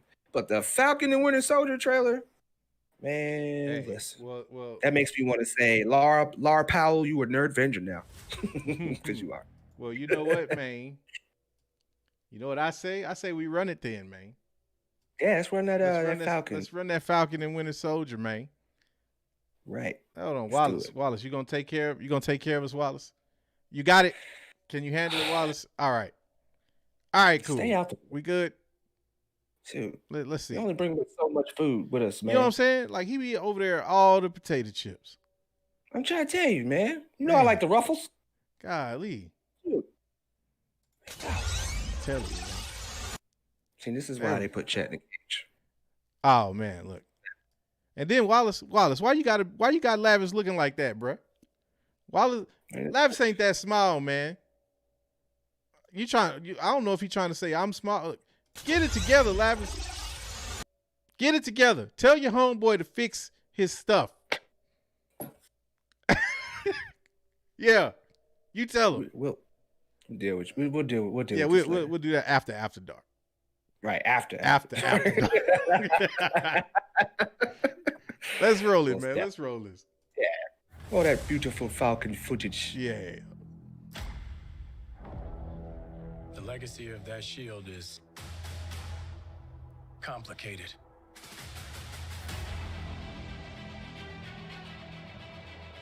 Okay. Yeah, man. The world.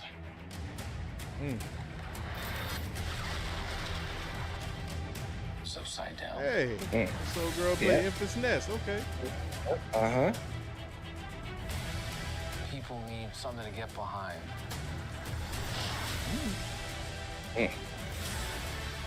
Yeah, they're getting it.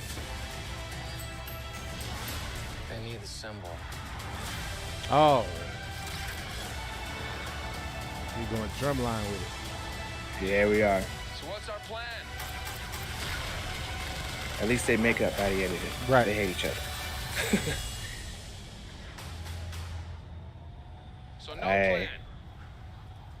plan. Hey, this part here. Whew. Oh. Bang. Fire. Hey, and this is a Disney Plus show? Right. What? Right. Hey. Right. Trying to tell you. Mm-hmm. Trying to tell you. What's going on in that cyborg brain of yours? You don't want to know. Oh, yeah, I can see it working. Gears turning. Oh, they're malfunctioning. On fire. Got jokes. Oh man, yeah. Hey, I dig it. I dig it, man. That's what's up. Right. Okay. Yes. I see him working there. I see him working there. Right. That's Good day to beat Eric Venger on that one. That's how you get somebody pumped for a show. Not that I wasn't already, but yeah, there's a lot. There's a lot to unpack with that show, man. That show's gonna be. There's a lot to unpack. There's gonna be some levels, man. First of all, that suit. I'm loving the updated colors on the suit, man. Like I was really curious about that, right? Like, what was the Captain America version of Falcon gonna look like? I'm cool. Right. Like so far, what little bit we got. Right. I think that. Yeah, that's just him. That's just Falcon still. Yeah, still not even capping it up, huh? Nope, not even capping it up. Hey, well then, I'm with it. I'm with it either way, man. I'm with it either way. I feel like he's gonna have the shield and some guns because if you mess with him, you're gonna get capped in America. Yeah, you just might get capped in America. Capped in America. Mm-hmm. So that's gonna be hype. But of course. Got the Loki. Yeah. Got Loki. And Loki. We got to get that Loki, man. Wallace, Loki, what you doing? Matter of fact, yeah. Wallace, go ahead and just pop on the trailer, man. Like the trailer to me, I think it's a lot to unpack too. So we're just gonna let it. Yeah. We should just let it ride. We just gonna let it ride. Let the people see let it. it ride. And let it do what it do. Cause I think people sleeping on Loki. Okay, for real. I think because that's one of the shows everybody's been talking about Wanda, everybody's been talking about Falcon. Ain't nobody really been talking about Loki. Right. Loki gonna be the show that is gonna definitely grab everybody. All right, bet. So let's run it. Let's run it. Run it. Appreciate you, Wallace. Slow ass. Let him make it. Oh, now you want me to let him make it. Hey, man, that's your boy, man. That's your boy. Okay, so we got this that end game. Okay. Yeah. Oh man, that was so hilarious. Wasn't it? He's like, ooh. Out of here. Dude. All right, so now here it is. So he going. Oh man, that's bringing back some painful memories for me. That's episode. Right. That's it's episode 7 vibes. That's right. That's Finn waking up on Jakku. I get a Soul Stone vibe out of that. Ah, yep, that too. Oh man, Totally. See, I'm already. This must be. Yep. Somewhere to kill me. Oh. No, I'm taking you someplace to talk. Where I don't like to talk. But you do like to lie, which you just did. Okay, so I have an immediate thought after this. Love to talk. Okay. Remind me, I have an immediate thought, and it has to do with How Owen long Wilson. have you been here?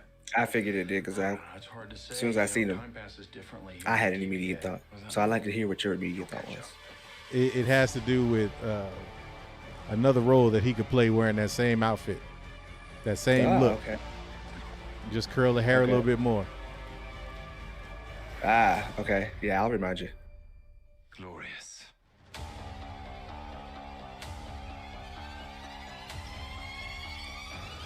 Yep. Hey, I'll be in it with TVA.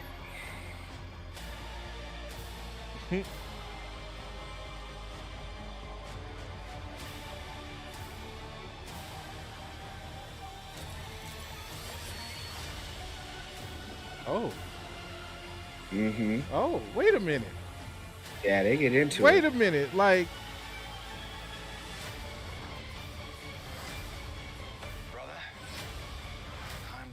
Mm. You better be ready.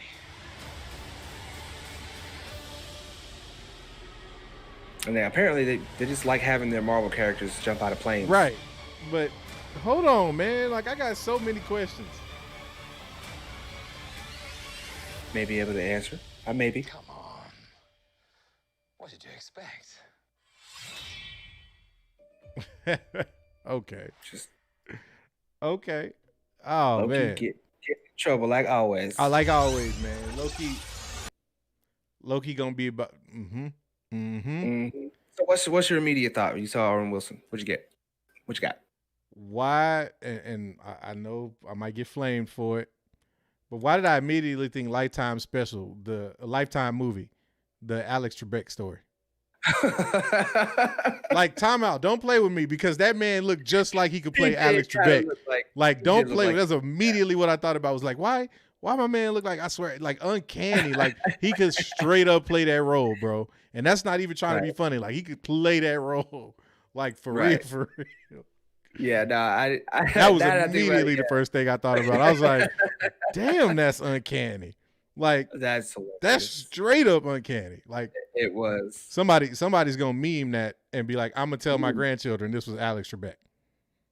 Like, somebody's gonna meme that, and I want you to know you heard it here first, America. Yeah, I'm just saying, man. Yeah, as soon as y'all start seeing them memes, you better drop one of them in the After Dark. Yeah, and you better reach in them comments and tag your boy, because I called that. I called it. But man, no, the show though, like, first of all, there is so much going on, bro. But like this, I don't know if I'm ready for Loki. And it's the TVA, man. Like, it's crazy. Like, this is gonna be another crazy one, man.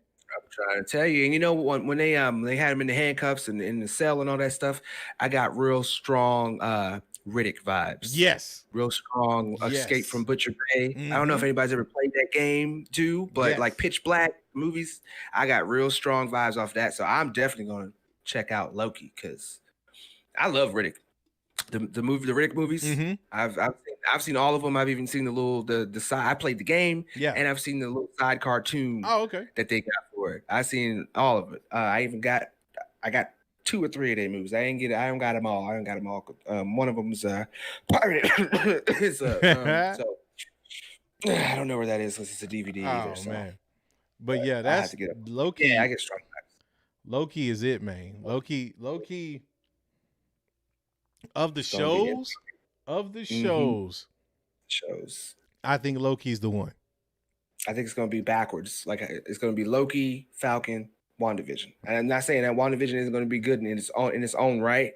I think WandaVision will be more cerebral because of what they're trying to push with the narrative, with her mind and everything. You're going to have to watch that show and see what the Easter eggs are that they give you in that one. I think it's going to be different for the other 2 shows. No doubt. No doubt.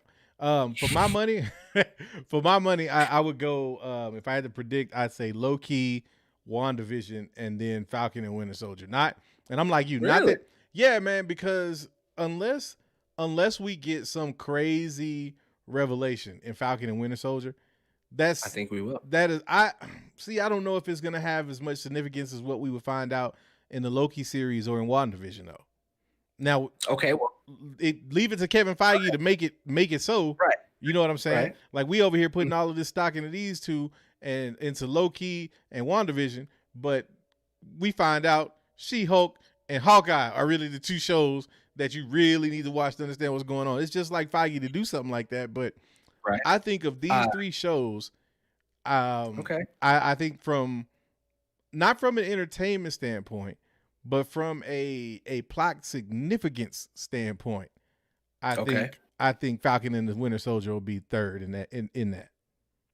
Well, I'm gonna tell you why I don't think that it's gonna be third. Okay. And I didn't mention it while we were talking about it, but there's heavy rumors that there's gonna be references to mutants. Yes, because they talked about Madripoor. Yep. So I think the reason why we're not getting, because I saw someone in the chat say it earlier, anybody notice they didn't mention the mutants? Yeah. I don't think they're going to. They're not going to talk about X-Men or none of that because between the whole WandaVision thing and what's going on in Loki, stuff like that is all going to play a part in revealing what's going on with mutants and what role they're going to have to play in the future. So by the time that we do get properties like Fantastic Four, right, I think by the time we actually officially are like, yo, we're going to get that trailer for Fantastic Four, they're going to be rumors and let me say it like my main Josh, rumors about all the mutants and stuff popping off. Then and we're going to get the news for X-Men and stuff like that. I don't think we're going to hear about it until at least 2022 officially. Okay, but I think the Falcon and Winter Soldier is going to play a huge part in that, and also how they have Yelena Belova in what I'm going to mention next, Hawkeye. I think that's another show that's going to have some deep, heavy spoilers about mutants. Yeah, Hawkeye. I think definitely is going to have some weight to it. Yeah, most definitely. And then Hawkeye, they just started filming that. We finally got our Kate Bishop. But I don't know. I'm not really entirely sure where they're going with that show just yet. Like as far as the plot goes, you know what I'm saying? It seemed like it's going to be like a coming of age, passing the baton type thing, type show. But I don't know who the villain's going to be, what their motivations are. It seems like whatever it is going to be pretty deep because already in the set photos, you see that they're getting messed up. You know, they're all cut up and bloody and all types of stuff. So whatever threat they face, it's going to be a pretty deep one. But because I'm pretty sure because it's just starting, we're going to slowly get our burn on Hawkeye as that comes. Yeah. And then, of course, you got Miss Marvel. Yep. Miss Marvel is going to be another good one. And I think that's going to be a good, diverse show. Yeah, I think so too. It'll be something more for the family. Yeah. To watch and enjoy. And it was exciting actually to see they said that she's going to be in Captain Marvel too. Yeah, that was really interesting. You know, the other thing that I thought was really interesting was that they mentioned that she'd be co-starring alongside one Brie Larson. So I guess there goes those rumors that she got recast, huh? Right. Yeah, definitely. If you don't hear from the den, I'm trying to tell you. Better not believe it then. Right. You know what I'm saying? Look. Exactly. I'm just saying we check our shits around here. But exactly. But yeah, man, it's like it's gonna be it's so much stuff that's going on, man. And the fact that she's gonna be in Captain Marvel 2, like that is really interesting. I think but you know what I think that is though? I think that's a real good look. Like I think that's a real good look for both parties involved, because if the show picks up and people really take to the show, then it'll carry that over to Captain Marvel. And not only that, but you can put her in the show, in the movie, in Captain Marvel 2, and she doesn't have to necessarily overpower Brie Larson in terms of just character on screen, but you also then don't have to make the movie focus on Brie Larson. So they can be more tactful with how she's included and be real selective and still give you a full, robust movie and not necessarily hit people over the head with Brie Larson if they choose to go that route. Right. Well, see, here's what I think they're trying to do. So, like, Miss Marvel she's known, but she's not like a huge character. You didn't play Avengers too much, but of course, Kamala Khan, Miss Marvel is the Avengers. So, you kind of get to see her personality come through in that game. And if they do take from that to bring it into the TV show and then go to the movies, I think to me what they're trying to do is make Captain Marvel more personable. Right now, she is like that dry, Peter Parker type character, which I liked, by the way. I'm probably in the minority, but I actually liked Brie Larson's portrayal of Captain Marvel. Call me what you want to.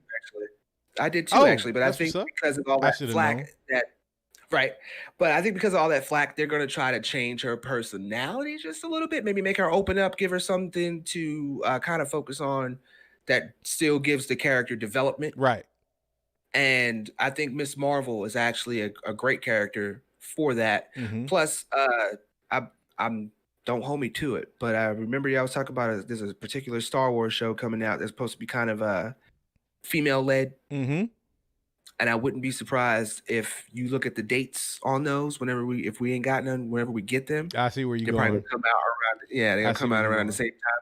So Disney and Marvel, they know what they're doing. Oh yeah, of course they do. Of course they do. Yeah, so I'm pretty sure they're gonna hit the gang up on that by giving us a Captain Marvel 2 that's kind of female led, female centric, and then backdoors or whichever, vice versa, with that show. So I think that's kind of what that just meshed there. So they were like, hey, let's just put the two together, and that's what we get on that. Right. So speeding on through real quick, we got Moon Knight and She-Hulk. So Moon Knight, of course it's just kind of in development. They just got their actor that they have portraying Moon Knight in that one, and I think that's going to be an interesting show. Like to see how they go, because they're gonna stick to the dissociative disorder that he's got.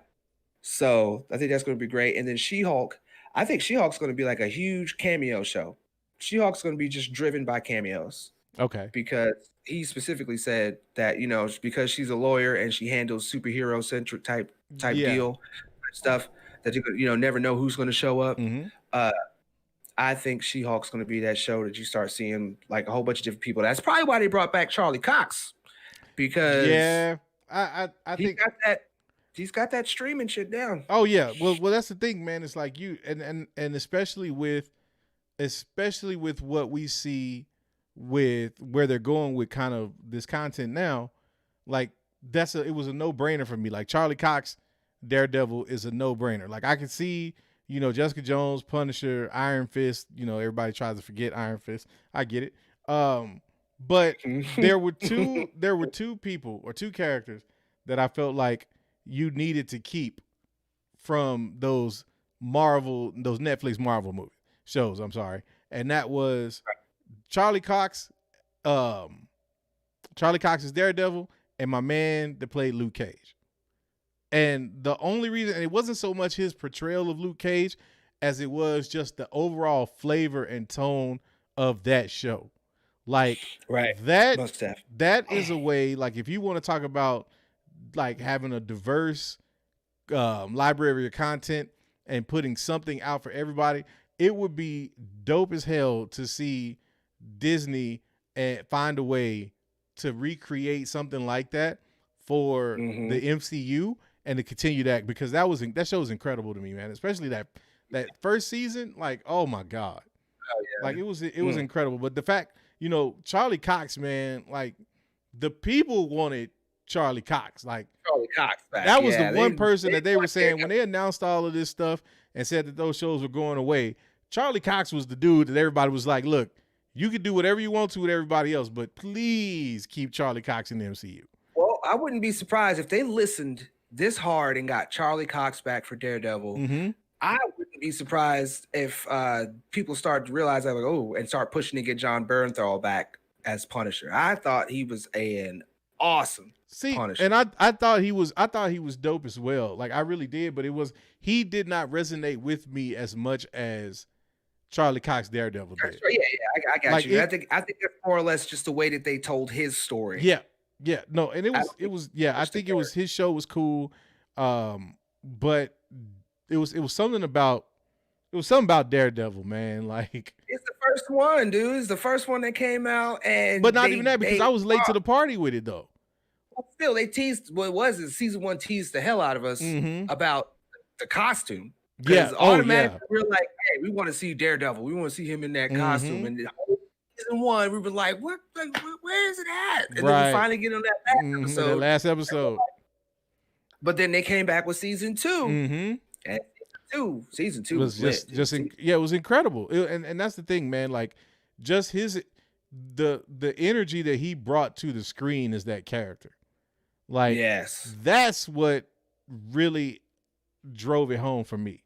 Whether you're talking about him playing the lawyer or him as Daredevil, like in both, it was like he commanded the screen, man. Like it was, this blind dude was like owning it, and it was just that character. You felt his presence, and that's what I want to see in my MCU content.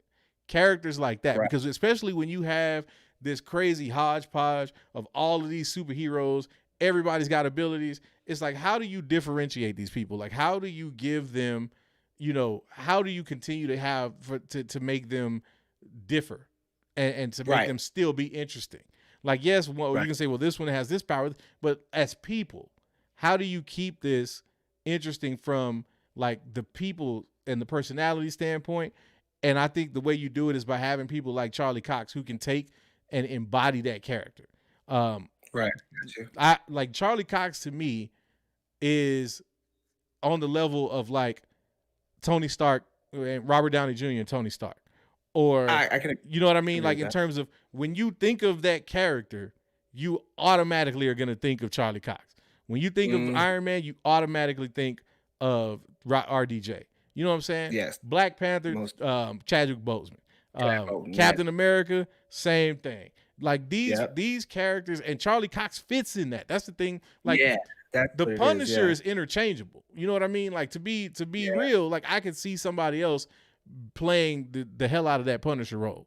We've seen it. Like now they might not have been the greatest movies, but in terms of encapsulating kind of the Punisher himself, we've kind of seen that. But Daredevil, man. The only way, or at least for me, not the only way, but the biggest way, I would say, if they're not going to bring John Bernthal in as the Punisher, they need to make my man Wolverine. I don't think too many other people, who cares about the height, okay? There's not that many short people out there, okay? Unless you want Harry Potter to play Wolverine, so just don't even come at me with none of that. I think John Bernthal, besides, if they're not going to bring back Carl Urban, because to me, that's another one I think can play Wolverine. He would be a great selection for that. He's totally got the rage. He's already got the rustic voice. Pause. A lot of women love him. So I think John Bernthal still has a place in the MCU if Charlie Cox can jump over and still, play his character like you talk about. I don't see why it can't be my man John Bernthal either. No, I'm right there with you. Right there with you. Right. A lot going on there. But pretty much after that, they pretty much concluded with shows that we didn't even think of. Yes. Or know we were going to get. So we got The Secret Invasion. And that's supposed to have Samuel L. Jackson in it. Of course, it's Nick Fury. Yes. And that's supposed to have Talos in it. Right, so right. we're more likely going to get that the sword. How they talk about it supposed to be like an Agents of Sword. Yes. That's what this is probably going to be. Yeah, most definitely. I feel like that's where that's going because Secret Invasion leads into what we know because my main Josh is always throwing that out there. Secret Wars. So that's where that's going. And then we got Ironheart, and that's going to be starring Dominique Thorne, and she's going to be playing Riri Williams. So that's going to be an interesting show to see how they develop that one. And then what we didn't even realize we were going to get was Armored Wars. Now, Armored Wars. Yes, that sounds. See, and this is why I say Feige stay winning, because that was the announcement of Armor Wars. Like, I'm just gasp. Like, yes. And the thing about it is that's before me seeing the Falcon and Winter Soldier trailer. Right. So when I look at the level of production that goes into that, and you're going to give me Armor Wars, bro, and Don Cheadle's going to, man, look. Look here. That show is going to be purely adrenaline, testosterone, a whole bunch of like robot. Like that show is going to be like the embodiment of my childhood with action figures. That's going to be crazy. That's going to be crazy. And then, correct me if I'm wrong, but one of the last little tidbits they dropped on us was just a logo. Am I right? Yes, well, that's one of the last ones. Before I get to that, they did say that they have a couple specials coming out, and that was the Baby Groot. A little special. Yep, that'll be cool. And they're doing the Guardians of the Galaxy special. Yeah, and the holiday special. Yeah. And then they dropped us with that logo. Yes, the logo. Logo. Oh, it was fantastic. Very. Can I just say, as somebody who was late to the Jonathan Hickman party, I am just totally geeked to see this version of Fantastic Four because, oh my God, for all of what we have seen with the MCU so far and what we know is coming, like the idea of us getting like an adaptation of Jonathan Hickman's Fantastic Four in some way, shape, form, man, look, let me just tell you, bro, look, they don't have to, there's a reason that shit is trending and all they got was a logo. Like Fantastic Four, I think it's probably it's looking like that's probably one of the most anticipated IPs to come out of the MCU. Oh yeah, like that's gonna be the measuring stick. Like, and I think Feige knows it. I think everybody over at the MCU or with the MCU knows it, and that they are going to take great care with that show, and they are not going to rush it. I think they're already kind of starting to formulate how that's going to get down. There was rumors of a couple of studios opening up that were more than likely tied to Fantastic Four as a project. And so they are taking their time. And the thing about it is what's so beautiful is they can afford to do that because look at all of this content that we have leading up to even before we even get to that point. Right. Like that's the thing that's dope, man. But yeah, Fantastic Four, bro. Oh my God. Yeah. Plus, I don't know. They're already trying to pop out rumors on that because he said something about Spider-Man a couple times. But Josh and Fanjection were talking, and I didn't really hear what he said about Spider-Man. But I believe Spider-Man is going to play a good role. Yeah. Most definitely. I think that's part of the reason that Feige wanted to fight so hard to keep Tom Holland in the MCU is because of what plans he has for the Fantastic Four. Like, I really think that we're going to get an adaptation of Hickman's Fantastic Four. And what's up?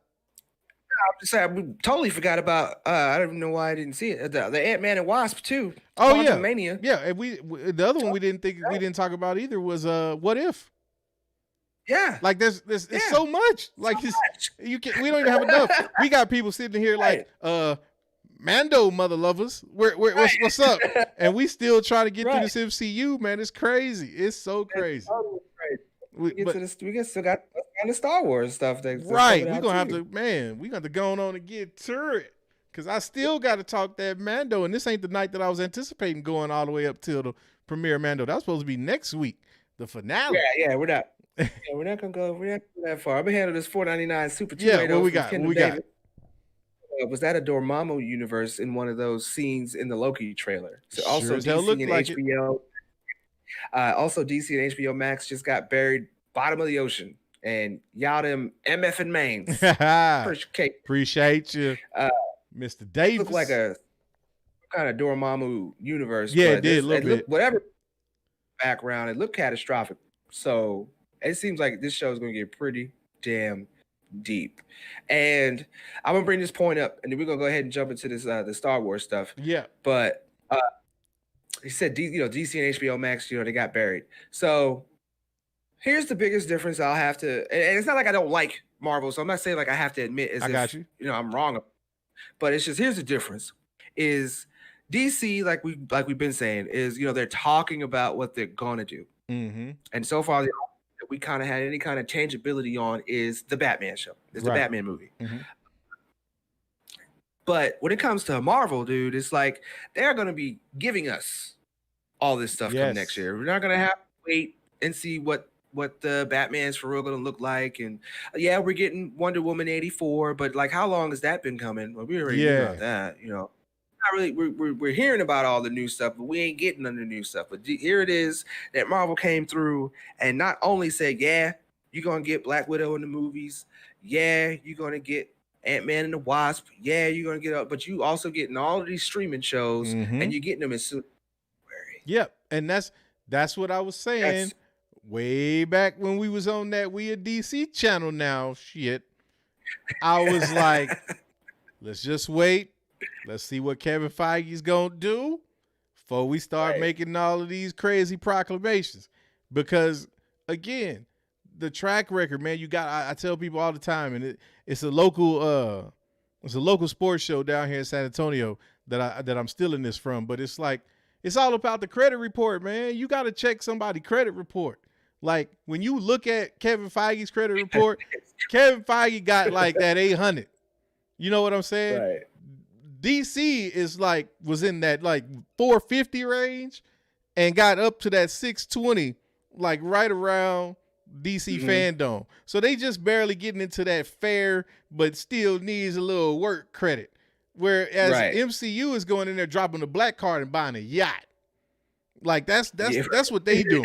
So that and it's not, man, it's not a knock on DC because again, Kevin Feige had to start somewhere. You know what I'm saying? Like he had to get. I'm sure when he was pitching these ideas, I'm sure he wanted to go, out there, starting right off the rip with the MCU. He wanted to. His ideas were already out there, but he had to first show people that there was an audience for that stuff. And once he was able to do that, you could see with some of the chances that they took with some of those films later on down the line that he had that clout by that point.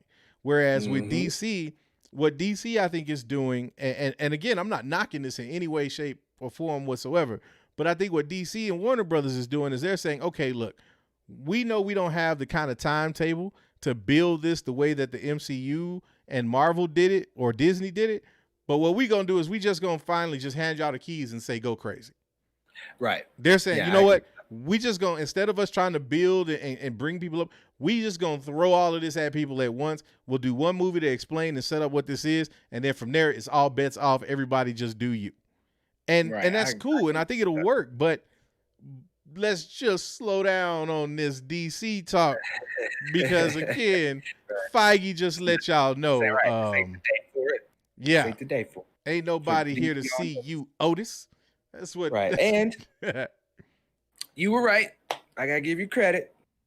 It's whatever. Maybe later. I'm just saying. You already know what I'm about to say, but it's cool. And I'm not really for real butthurt over it. I actually, the fact that they have that level of respect for the man, I gotta go ahead and give it up. But Feige definitely said there will not be recasting T'Challa. So you heard it here. You heard it here first, people. Look. I almost think it's a no-brainer, man. Like they know you got to take the temperature of the room, man. Like we are in an era, and this is the thing. Every argument that you made was absolutely right. Everything you said was right. The difference, though, or where I disagree with you, was I put way more stock into what the fans want now, because these studios are listening. Like they are listening to what we are saying. They are paying attention to what people are on social media and what even if it's just the public perception, they are rolling with it. Like they are not trying to go, to really get on the fans' bad side.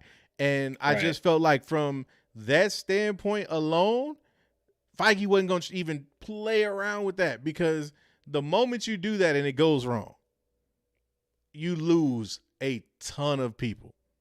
Yeah, this is true. And that's the thing. It was like, I was just thinking of it from that aspect. Not that what you were saying didn't make any sense, or that they wouldn't do that. Right. No, it's just like, nah, man, like Feige's just, they're playing, like I said, it's that 4D chess, man. Like Feige knows. And here's the thing. I wouldn't be surprised if they didn't recast him later.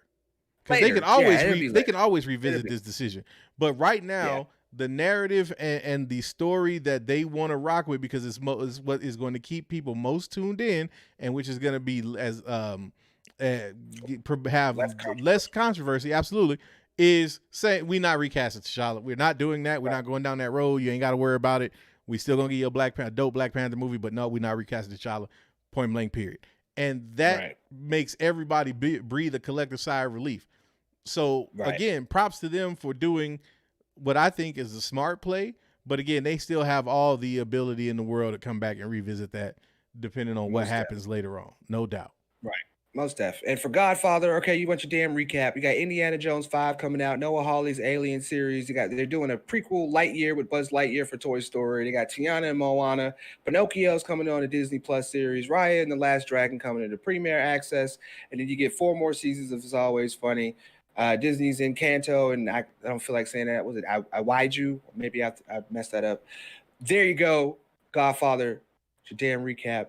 Do you want a receipt, mother lover? Right. Say it. Oh, man.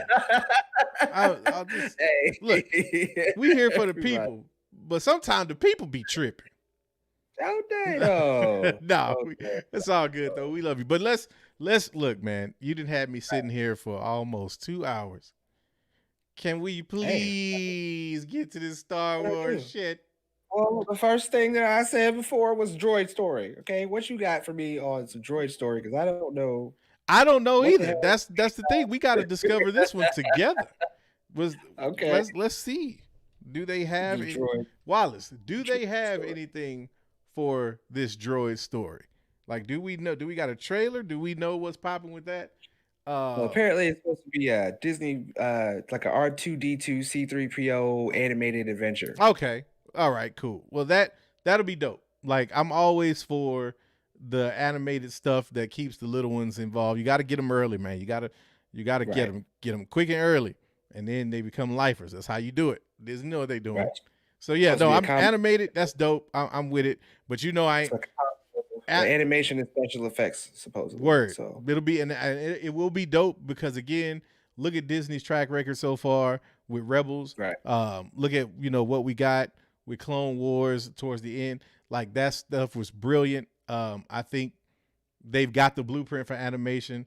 I wasn't that big of a fan of the Star Wars Resistance, but I think they may have learned some lessons there. So we'll see from the animated standpoint how that rock. Right. Most definitely. And then we can go ahead and go into talking about Rangers of the New Republic. Yes. So what's the breakdown on that? See, so far what I'm getting on that, so it's an original series supposed to be set within the timeline of The Mandalorian. Mm-hmm. So that's the one we got the Wonder Woman director that's going to be Patty Jenkins. She's supposed to be okay. So somewhere around in there. Okay. So then I was getting my stuff mixed up a little bit earlier then. So Patty Jenkins is doing this Rangers of the New Republic and not or is she doing both? She's doing Star Wars Rogue Squadron. Excuse me. She is doing that one. Okay. But it's a little hard to get some of this information after the fact, because you know how that is. Oh yeah, no, I got you. But basically, this Rangers of the New Republic to me sounds like Cara Dune. That's Jon Favreau. Okay, yeah, that sounds like, and it's taking place during the Mandalorian timeline. That screams Cara Dune to me. Like, that show is probably going to be Cara Dune, Bo-Katan, and them kind of their exploits throughout the New Republic. And what we will probably see with that is just more context, more lore building for that gap between Mando and the sequel trilogy. Because I think, and this is something I the homie Josh touched on, but I think what they're doing with these shows and what they're doing with Star Wars is they've said, okay, we know what people didn't want to see. We know what people did want to see. We know what we missed out on. You know what I'm saying? We get that. Right. We cannot go back to the drawing board. We cannot undo what we did with the sequel trilogy. That's too much to try and undertake. We're not going there.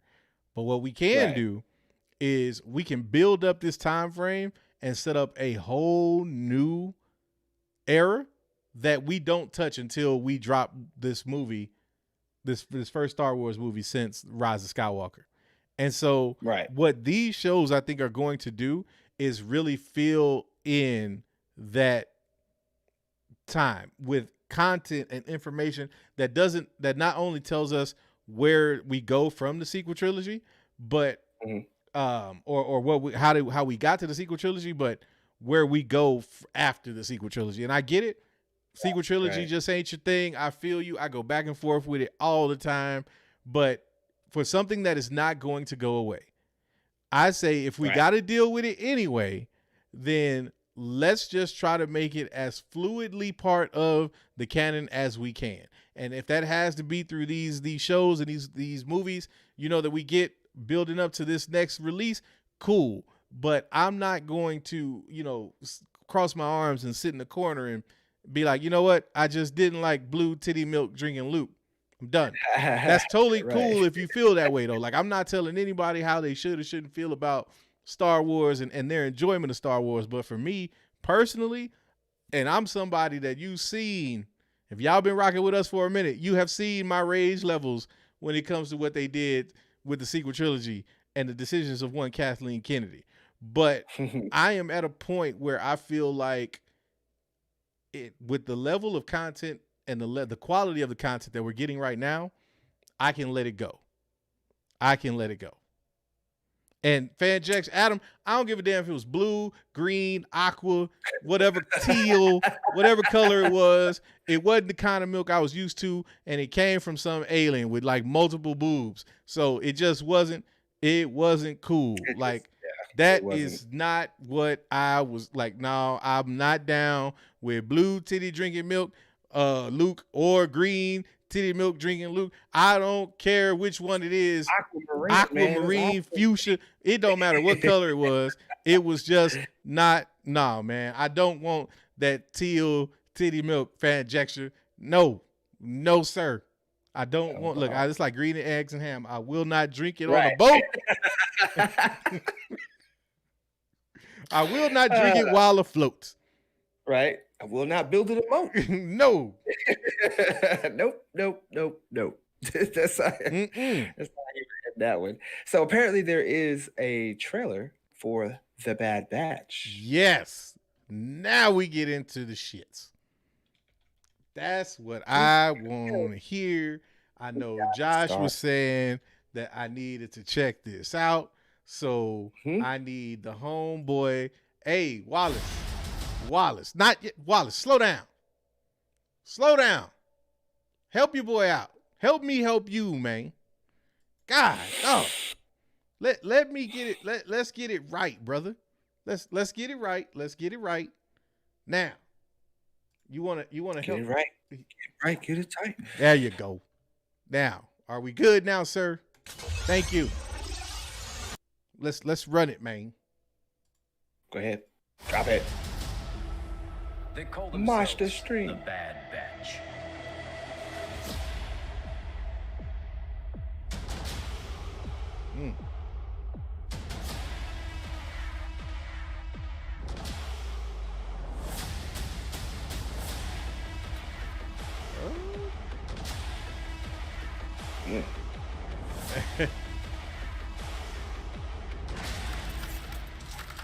The Republic will be reorganized into the first galactic Empire. Oh my God.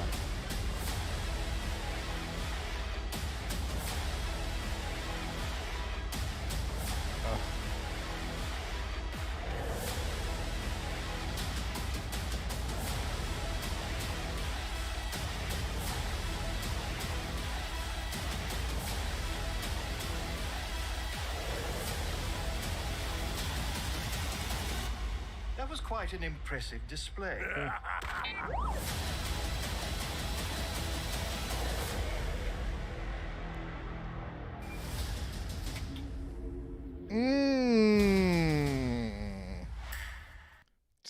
Just take all my money. Disney, just take all, all of it. They coming through, ain't they? Coming through hard too. What? Like, I gotta go back and watch that like 10 times because I gotta see everything. I saw some flashes, some cameos in there. Like, hold on, man. Look, I figured Bad Batch was gonna be dope. They are going for it, bruh. Yeah. Like, they going for it. Like, they are not wasting, because the thing that I find to be so interesting with it is it's not just that like they're telling this story and that they're getting it right in terms of hitting the right beats, but they are like they are creating and they are tying it together. And yes, I did catch the chick that looks like the woman that looks like Finnick. Like, what? Like, there's so much with this. Like, this show is this Star Wars is about to hit like a place that I never thought it would get. Like, I never thought, even when Disney, said that they were coming out with all of this new content and like everything else, and that they were going to revitalize, I didn't really have this in mind. And this is pre-sequel trilogy. Like, this is before we had any idea. Like, leading up to Force Awakens. Like, I didn't even expect this level of like wow factor then. And so, like, right. What about you, man? Like, what are you thinking? Because I'm always curious to know how you receive this stuff. Right, especially because of Star Wars. Yes. Yes. I mean, I'm actually being in the position that I am now versus where I was before I actually even got into the den period. Mm-hmm. I started watching Josh and everything. I got a bit of a hype for it. I'm a little hyped up to see for some of the stuff that you guys are coming out with. I'll actually probably wind up going back and brushing up on some of the things that I don't know about between like the Clone Wars, and I'll probably brush back up on Rebels and stuff like that. Some of the, I call them like secondhand stuff, because it comes out on TV, it's easily accessible. It's not a movie. I probably actually will go back and brush up on some of that stuff so I can actually hang in there and see what they are giving you guys, right? Star Wars fans, because I don't know, I'm lightweight wanting to be excited with y'all now, because I'm telling you, man. Look, there's plenty of room on this boat, man. Plenty of room on this boat. Now, in the interest of time, did we get any other trailers besides Bad Batch? I'm looking, actually, the only thing I've seen trailer-wise so far is Bad Batch. That's what's up, because I know they said that they showed footage for the Obi-Wan Kenobi show, but that was blacked out. People didn't get to see that. And the only reason I ask is because I know you got to get to them nerve engine streets, man, and I got to like recharge before we get into this this Mando watch party. So I definitely and we have to get on some Mando before we get up out of here. So I'm just curious, because we gonna and there will be more of this. Please do believe we will be getting more reactions on afternoon this Saturday, 2 p.m. Central Standard Time. We will be getting into it. That's 3 p.m. for you East Coasters and noon for you Pacific folk, like Godfather. Y'all out there too. Y'all way out there. So by then you should be all recapped out, Godfather. You should need another recap on Saturday. Right. But yeah, we're gonna have to get back into some of this Star Wars content then too, man. Because like you got the Andor, we got the Andor show, which that's the one that I'm like, I need to know about this show, The Acolyte. Like, you can't just tell me you're going to give me a show with female dark side, but like, no, come on, wait a minute, I got to get more. Let me know more. And the crazy part about it is, this is fresh off of me like reading the Bane trilogy. So like I got like Darth Xana like all in my head right now. Like, please give me that. I don't care what form it is. I need that live action animated something like that. Give me a badass female Sith like that. Like, that's what I'm saying. Yes, red sabers in the two-way, please. Because, man, like, the Acolyte, like, that is going to be insane, man. That is going to be insane. Mandalorian. Right. It should be just as good as The Mandalorian. Yes. I'm going to watch it. Yes. Oh, yeah. I'm watching every single one of these shows. Like, I will watch every single one of them. And, look, I'm saying this now because I'm on level 10, but I'll do a watch party on and a review on after all of them. I don't care. It's Star Wars. I don't care. I will come break it down with y'all and look, I'll break it down like a common denominator. I ain't playing. I'm serious about my Star Wars, man. But like, for me, I'm gonna reserve that a little bit for Lando. I really want to see if Lando. That's another one that they talked about. And with the Lando one, what's dope is the thought is that's gonna be Billy D kind of narrating it. But Donald Glover actually doing, like, him telling tales of back in the day and us getting Right. Donald Glover, man, look.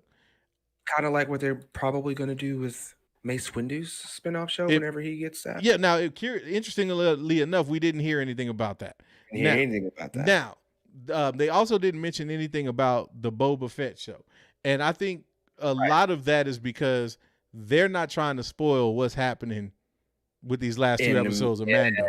Like we may not realize just how crazy shit's about to get because they're trying to save all of that for these last 2 episodes of Mando. So exactly what I. That's where my head is at with that. But that being said, it's not just that we have a dope amount of content. The content is varied. Like you've got something for literally all like for everybody practically. Like there's whatever your flavor of Star Wars is, you got something. And we touched on it and we said there was no footage, but look, one more time, they confirmed. Now it's official.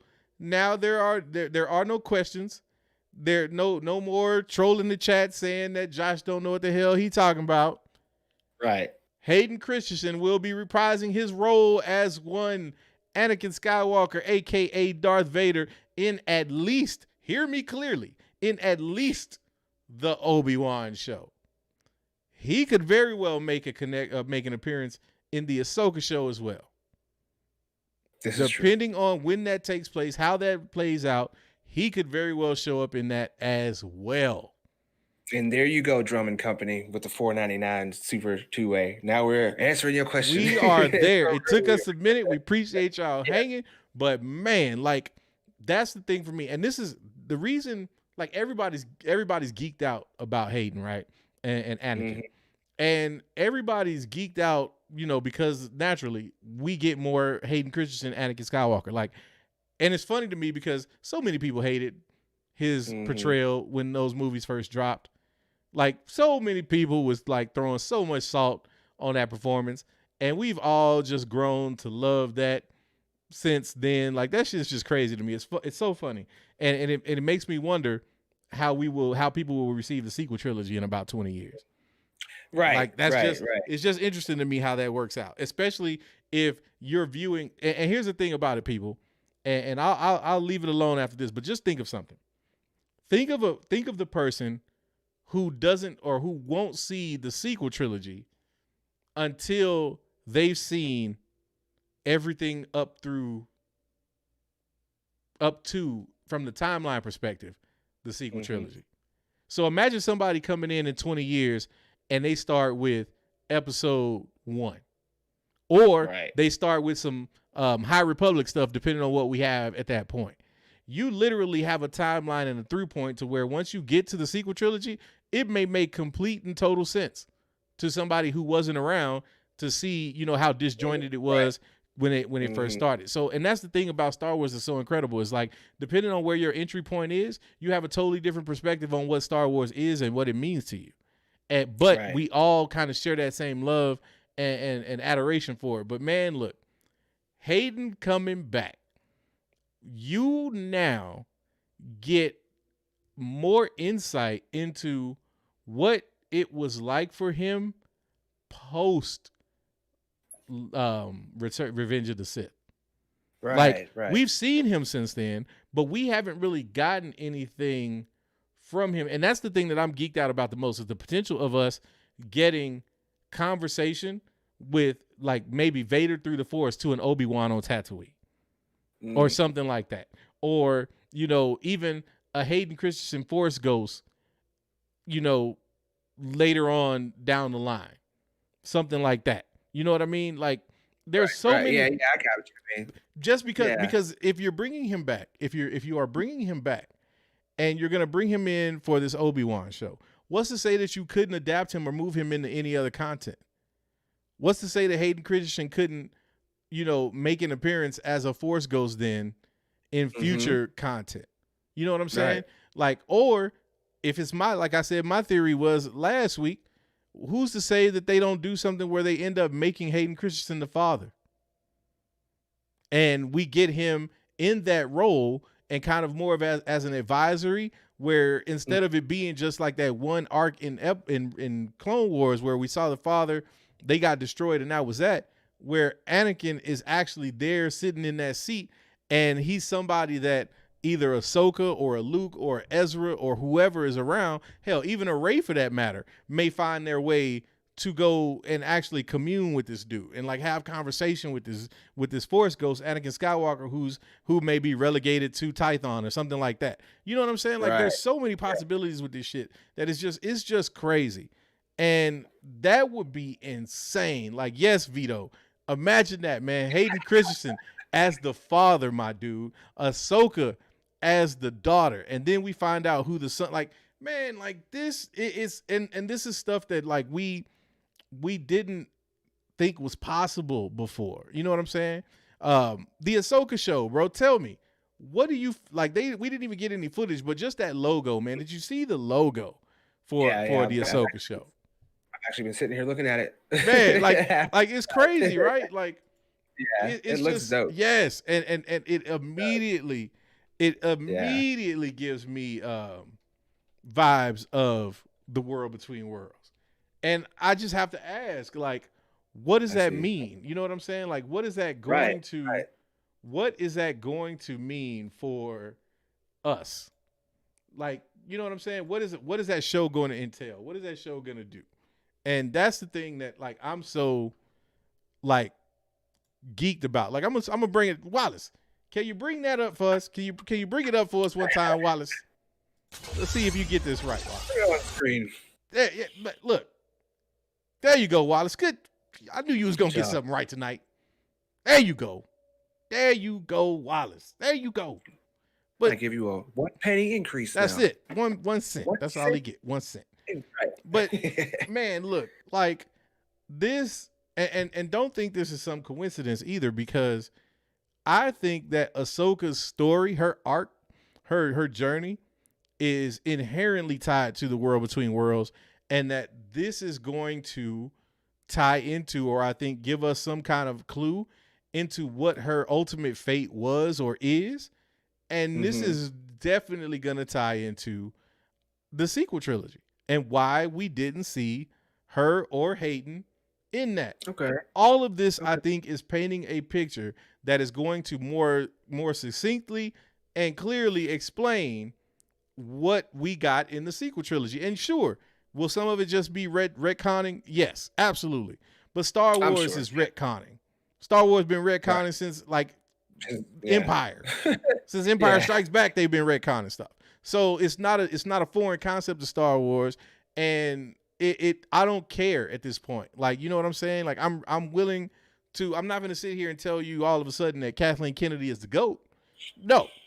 Do I still feel like she needs to go? Yes, because I feel like there needs to be a change, and somebody, you know, you have to answer for the mistakes that were made.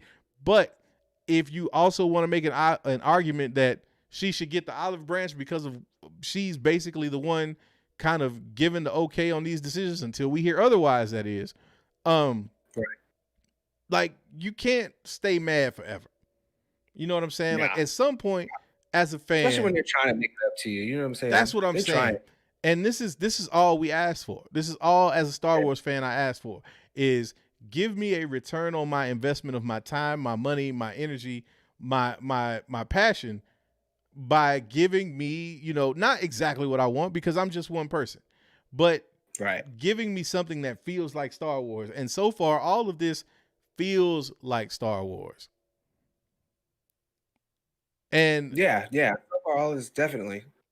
Yeah, and then we got the $4.99 Super 2-way from Nell Boogie, the Boogiest. I like that name. It says Star Wars website clearly says that Obi-Wan will clearly have the rematch of the century, a possible prequel duel between Vader and Obi. I take that to mean that they're referring to the fight that we got in A New Hope. Like, that is the rematch. Now, could they have had another match before that? Can they go back and retcon that? Sure. Do I want them to? No, not really. I don't want to see them go there with it. You know what I mean? I want to see that be, you know, the last time that they actually, like, that being the first time since the last time. I just don't like, now granted, if they do fight in the show, like if Vader show up and Obi has a fight, Vader, bro, stop it right now. Stop it right now. But I just don't see that. I don't think. I mean, well, I don't know. What the prequel trilogies? They already kind of get that like little vibe at the end, don't it? Isn't the old school Obi-Wan? Did he fight like who's he fight in that movie to save fucking Luke and them? And this when he gets killed or whatever. It's No, like, that was him fighting Obi-Wan. I mean, him fighting Vader. Right. So I'm saying that was their fight. But in that fight, he was like, the last time I was but the student, now I am the master. Like, you can't. Right. I don't want you to go back and retcon that and be like, oh no, what he meant was he was still kind of a student when he was Vader. No, bro, like that's no. Leave it the way that it was. Let the fight be what it was. Right. If you really want to see a more geeked out version of that, somebody just mentioned it. Chuck Taylor, shout out to Chuck Taylor. There is a kind of a recut somebody did of that fight where they do a more up to date version of the Obi-Wan Vader battle. Go check that out. Okay. That was hella dope.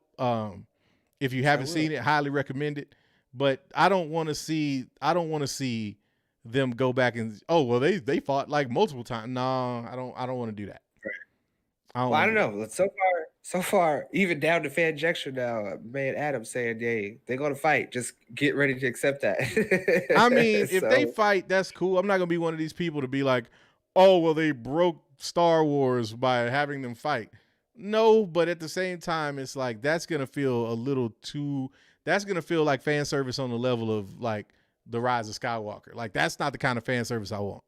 Like give me fan service that does not throw monkey wrenches or make me have to review how I interpreted, events that have been the same for the last 40 years. Now you want to tell me, no, actually it was this way. No, those are the kind of changes I don't necessarily want. Right. But for sure. Yeah, I can see that. I can agree. But yes, Adam. Adam says, but if it's epic, you'll be all right. I will. If it's epic, I'll be. But I'll tell you this much. There is not any level of epicness in that fight that would make me put it in my top 5 lightsaber duels across Star Wars. I don't care how good it is. Simply because of the context surrounding it, I wouldn't be able to co-sign it from that level. Like I would not be able to do that. I might geek out. I might think it's incredible, but it wouldn't hold the same weight for me because it's not in that. It just doesn't. It wouldn't fit for me. That's just my personal opinion. I'm not trying to convince anybody else because, think like you think. But yeah, for me, that's going to be a no-go.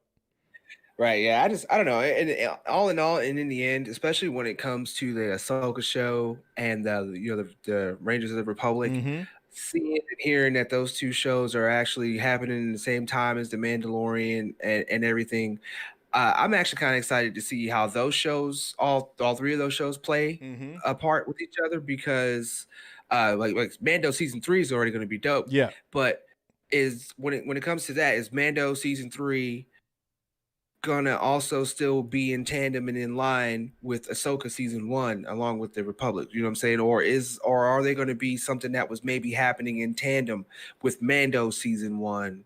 You know what I'm saying? I got you. So are they going to do this? Are they going to put Mando in the middle or in line with Ahsoka? So now here we are. Now we see Ahsoka and Mando. They're going to move together, and then the Republic's going to be in the past, or like I said, the same area but sooner, or you know what I mean? Yeah. Like no, I think I don't. Yeah, I think so, but I don't really think they need to mess with the timeline like that at all. I think if you go, if you do Mando season 3. And you have like the Ahsoka show taking place throughout that timeline, whether it's going back to season 1 or if you start from her appearance in season 2 forward. I don't think that it really means that necessarily. Like it has to be one or the other. It could work both ways. Like I can see it going both ways. Okay. I'm just curious. Curious to see how that goes. No. I'm right there with you. I'm curious. Yep. I think my curiosity though is more surrounded by the whole integration of the world between world stuff, because I always felt like those episodes were not just one-offs. Like you might not have saw. I don't think you would have. You expect to see the World Between Worlds have like this heavy significance in Star Wars moving forward. But I thought that there was going to be some kind of real significance that applied to the Star Wars universe and to canon in a much more significant way than what we saw in Rebels. And I think this Ahsoka show is going to be exactly where we find that out. And it might be something as simple as, again, explaining what happens to Ahsoka and where she is come the time of the sequel trilogy. It could very well be that. But whatever it is, that significance and that and having an understanding of that is going to play a key role in understanding and fully understanding what's gone down since, let's just say, the episode or the events of The Mandalorian going forward. Like, you're going to need to know and understand this if you're gonna especially if you're talking about Star Wars in the future and where that's going in the future, like past the Rise of Skywalker. That's you're going to need to understand what Ahsoka's significance was and how the World Between Worlds plays into that. I just think that is a no-brainer. I can see that having something to do with it. I mean, like I said, so it's in the Mando timeline. So I guess from here she can be going forward, and maybe something in there could lead her to it. So, or lead her back to it, and then she travels through and around it. That could be very interesting from what I understand the World Between Worlds to be. I wouldn't mind watching any of that. Right. And I know somebody who probably ain't gonna make the rewatch tonight. My man Justin Chandler hitting you with the $2 Super Tuesday. Oh yeah. Al, you my dude, man. Drunk AF right now. Carry on. Hey, man. He ain't gonna make it in the sequel. Long as you at home safe, bro. Drink up. Hey, yes. I mean that very hypothetically, very metaphorically. Yes, absolutely. Absolutely. I don't mean that. We don't. That's what I mean. Yeah, there you go. No death. Yeah. Wished upon all fellow nerd venture. Yeah. So. I see Chuck Taylor says, I think Ezra's trapped in the World Between Worlds. That could very well be a thing. You know what I'm saying? Like, that could be part of it. I could also see, though, a thing where Ahsoka goes and gets new perspective on events that took place in the past that we don't necessarily see. Like, for example, if they wanted to go that route, and I'm not saying that they will, I don't think this is very likely at all.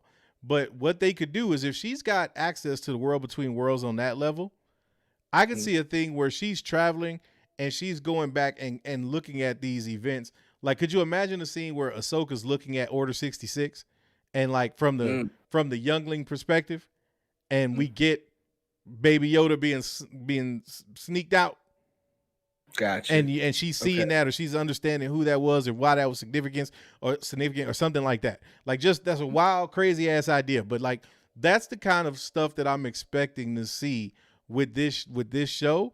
Is like Ahsoka being woven into Star Wars lore, like, across the generations, like, not just from Clone Wars to now her in Mando and everything else, but I mean, like, really giving her a deep level of significance within the lore. I think that's what this show is going to do, and that's what this show is going to set up, and that ultimately this is going to all lead up to that one scene that we got in the Rebels epilogue where she shows up with Sabine Wren and in the all white joint. I think that all of what we're getting is going to be prior to that moment. That's just my guess. I'm calling that, though. I think all of that is going to lead us. Everything that we're talking about right now, all of that is going to lead up to that point. Gotcha. Okay. Well, it is almost midnight, so let's Mando. Can I get some Yodas in the two-way, please? Wow. As always, my man. Mm-hmm. Lead that recap for me, man. What happened? What did we leave off with in this last episode? So where we left off was it was essentially Mandalorian Avengers Assemble time, because baby Yoda, aka Grogu, he gone. Right. my man Moff Gideon, and I probably shouldn't have to say this, but I will say it. Spoiler alert if you haven't seen the latest episode. What the hell you doing? Why are you in this? Why are you in here? Why are you in here? You should be saying spoiler alert when we get into the speculation, because serious, the way we've been hitting it, right? Hey, you know what I'm saying? But yeah, so Moff Gideon was successful in commandeering one Baby Yoda once again. As it turns out, as you so astutely predicted, they wasted no time getting the Tython in the last episode. They essentially show up there and immediately the shit jumps off. Baby Yoda is able to create this dope ass force shield beacon into the air out into the galaxy that may or may not have attracted the attention of a Jedi or 2 or 3. We don't know yet. But in us waiting to find the answer to who would show up, somebody showed up all right. It just wasn't no damn Jedi. Nope. It was badass Boba Fett. Yes, all that. Boba Fett showed up and was like, yo, and look, I'm going to tie it like this, man. Boba Fett showed up like Debo. And was like, yeah, he did. He was like, that's my bike, punk. Like, that's the way that went down. Mando was over there like, actually, the armor's like both of ours. He's like, nah, that's gonna be mine, and you need to come up off that. Right. And so that was the crazy that was a crazy reveal. We had Boba kicking ass. He was knocking stormtroopers out left and right. Had Fennec Shan rocking with him. We find out that just like we thought, she was rescued by Boba at the end of, I believe it was episode 6 of season 1. He, helped her with some kind of cybernetics, brought her back. So now she's indebted to him. And and they're essentially rolled up on Mando to get his armor back. In the process of that, the stormtroopers and Moff Gideon show up. You know what they came for? They came to get that Grogu. They was like, nah, you know what we need? Run that. And so they were handling it though. Between Mando, Boba, and Fennec, they had it on lock until all of a sudden them damn dark troopers showed up and looking like rock'em sock'em robots. But they landed, they grabbed my man Grogu and took him on, and then we get to, Mando basically saying, all right, it's time for me to figure out how we're gonna get him back. He went and hollered at Kara, and he's trying to get my guy, Bill Burr's character. I keep forgetting my man's name, but he figures he can go break him out of the Imperial prison, or not Imperial, but the Republic prison where he's at, because he might be able to help track down Moff Gideon. So and then one of the last things we get in the episode is Baby Yoda tossing around stormtroopers with the Force like it ain't nothing, almost with a smile on his face while he was doing it. And Moff Gideon coming in and having a very interesting conversation with my man about how he's getting good with that, which leads us all to believe that he's witnessed this before. He know a little something about this. He's going to break out Mayfield, by the way. Which he's going to do what? He's breaking out Mayfield, thanks to Tim Turner. Oh, yeah. Yes, Mayfield. There you go. 500 points to Tim Turner. 500 to Tim Turner. Hell yes. So yeah, he's so we get to see again another display of power from Grogu, which again just lets me further know that this little dude ain't nobody to be played with, and that his training may go way beyond just him being at the temple. Like this made me want to have questions about just how long he was with this Imperial remnant, how long he was with the Empire period. What did they teach him? How far did his training get? What is actually going on in that little mind of Grogu? Because he started to show me some dark side tendencies, man.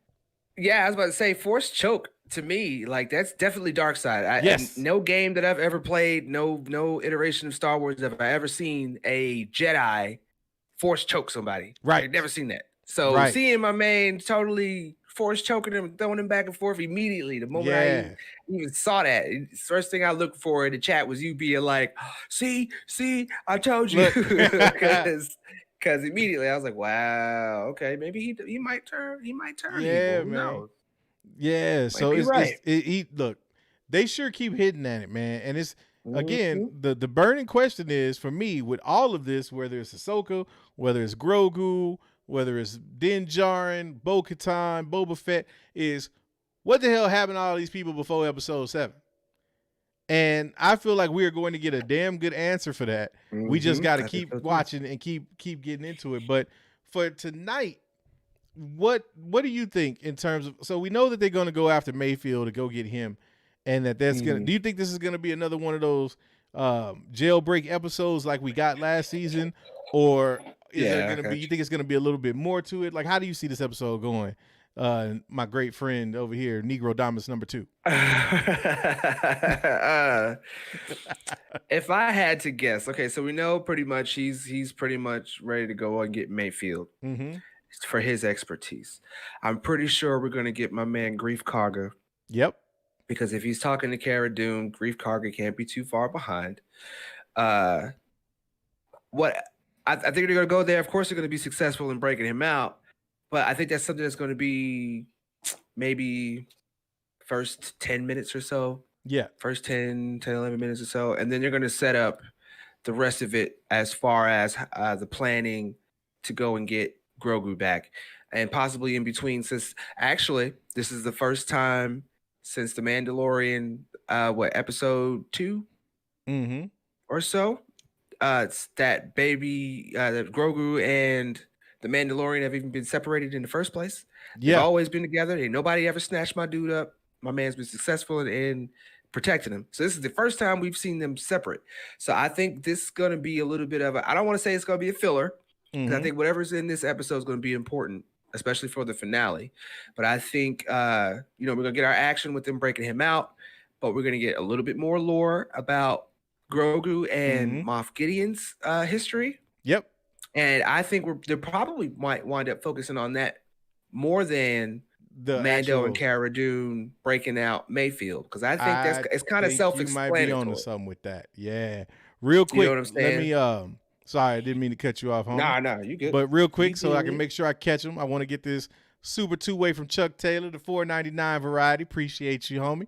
Says, since y'all answer my regular chat, $5 holler. Hey, man, we take them all day. Appreciate you, my guy. Then we got, one second here, my man Keaton Haas, $5 super 2-way. Appreciate you.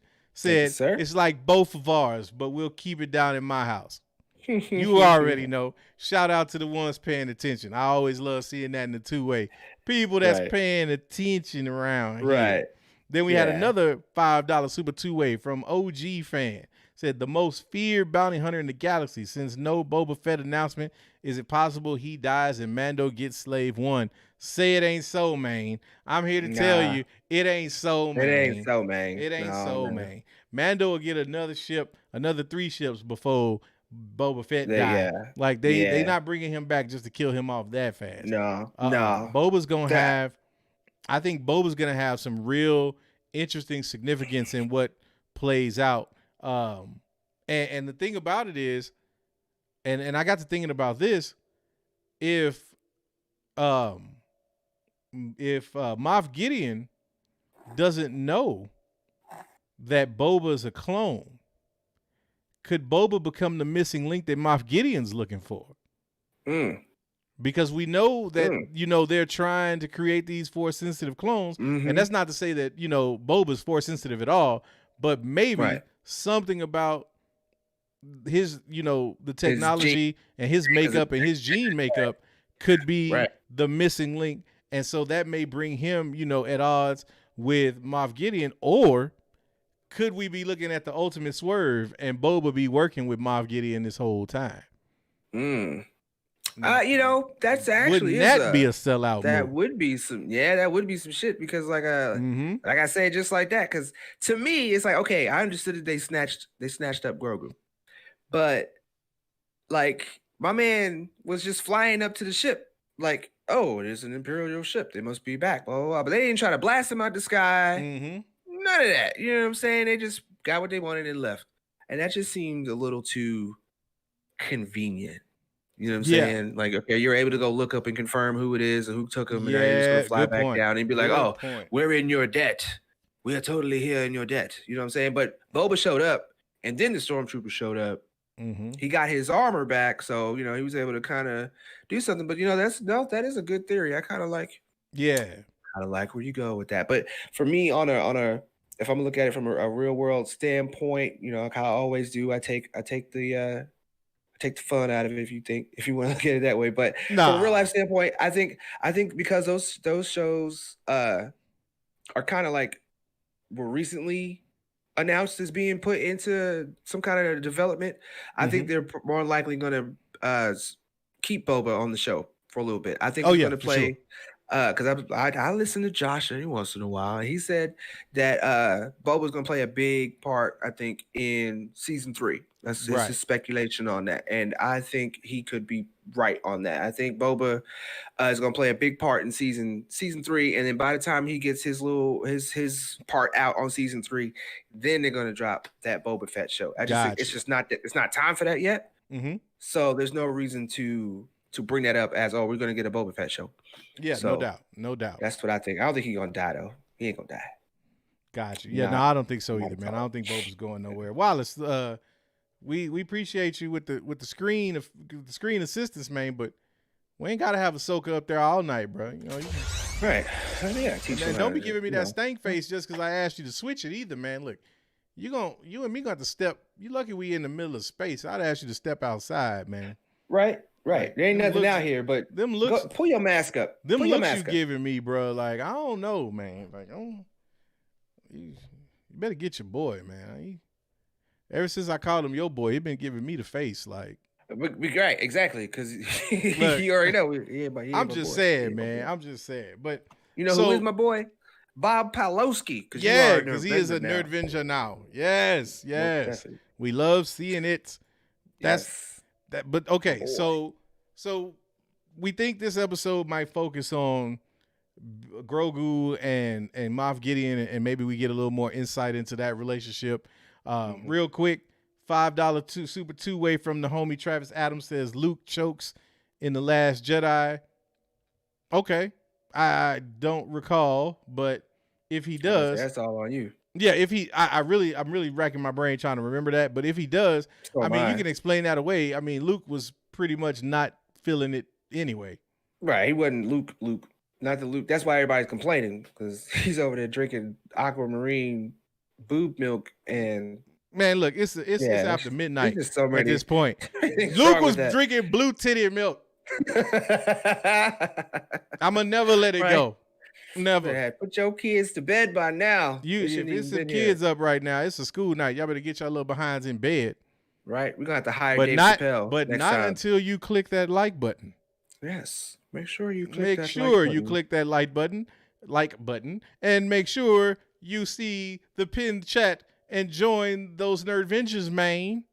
Right. And so be sure to hit us up on the Discord, of course. Yes, the Discord. Of course. Because we do all of these things for you. The people.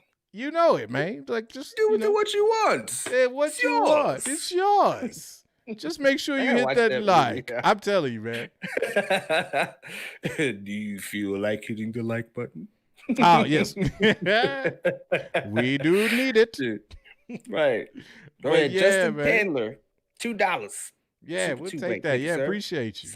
He said, I love y'all. You my dudes, man. Love y'all. I appreciate it, man. Love you back, man. Love you back. I'm probably going to get some of what he's sipping when I get off here. I give me some of that purple drink. I'm trying to tell you.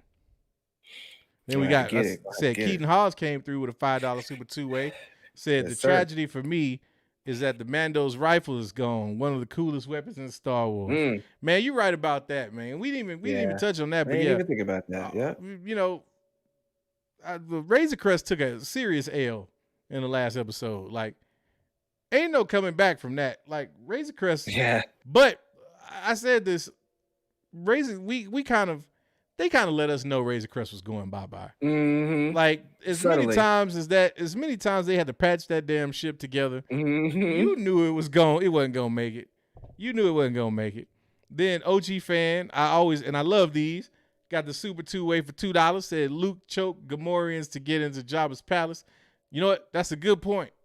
Luke was also feeling on some dark side type ish because he showed up in all black. Like, you know, they sure and that's the interesting thing is like when you look at it, when you watch the movies in retrospect and you watch them in canonical order, not the actual order of release. Right. It's so dope how you see Anakin in Revenge of the Sith kind of adapt this more dark, kind of almost black Jedi garb. And then in Return of the Jedi, you see Luke kind of don the same kind of vibe. And it gives you that thing like, man, is he going to really like go there? Like, is this really what we about to get? And only for him, you know, and then there's a scene where when he's fighting, you know, against Vader, I think the little flap on his chest pops open and you can see that there's white underneath. So that kind of symbolizes that the Jedi was still within him the whole time. Yeah, you know, right, the whole exactly. thing. Yeah. But that, like, to me, is the dopeness of Star Wars. You know what I'm saying? Like them having Luke using that Force choke ability, to me, is what really helps to build this idea or kind of get you as a fan to lean into this idea of him actually turning dark side. I don't think Force choking is necessarily a dark side only thing. I mean, clearly we've seen examples of that now, but I think it's one of those Force abilities that you most associate with the dark side. With anger and dark side, yeah. Bingo, exactly. So, you know, semantics. Fed up. Right. He's fed up. So, yeah, that makes sense. This makes sense. My man, Nell Boogie, the Boogieist. I love it, man. Said, love it, man. 1999 Super Two-Way Persucated, man. He said, Al, your world between worlds theory for Ahsoka was great. Do you think it's possible Ahsoka can jump forward in time past episode 9? Filoni has often referred to her as a Gandalf type character.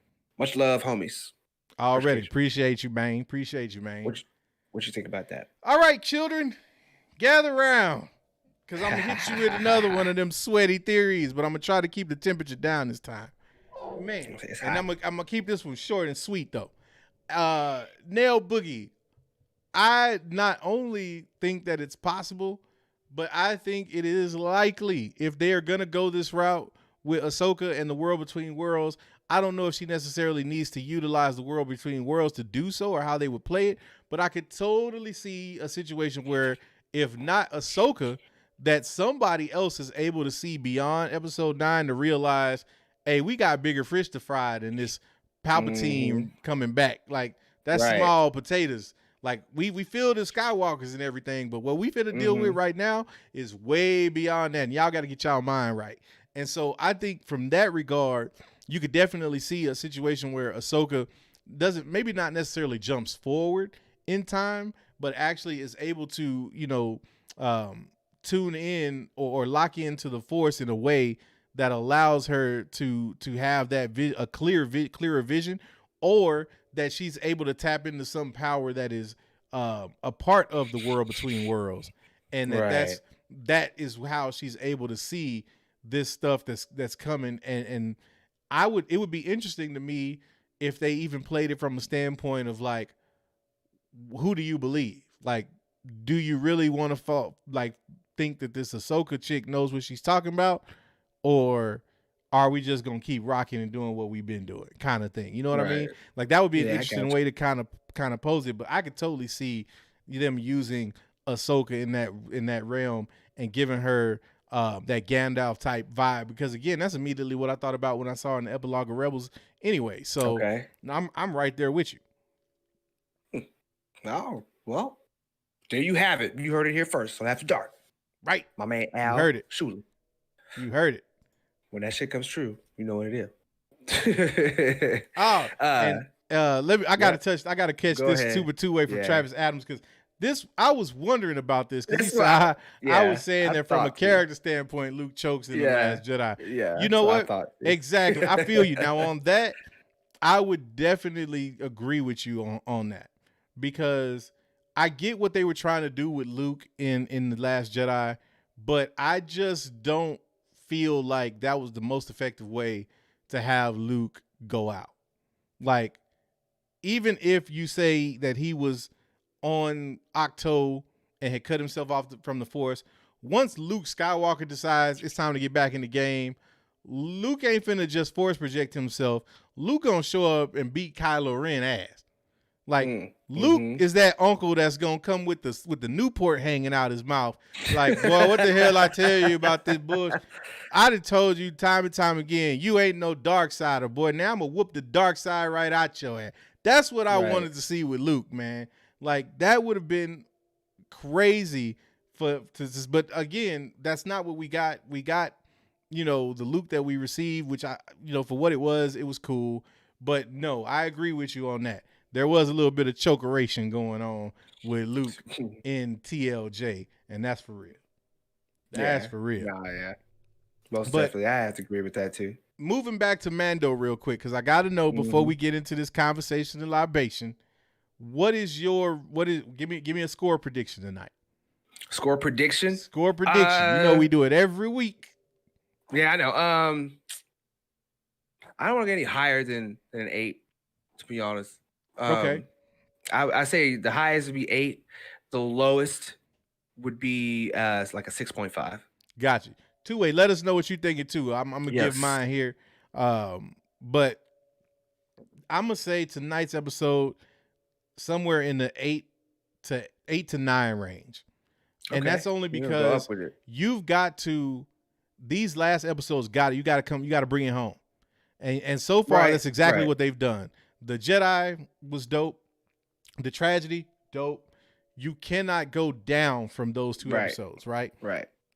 And we've already, and so now, and here's again the beauty of the way that they've set this up.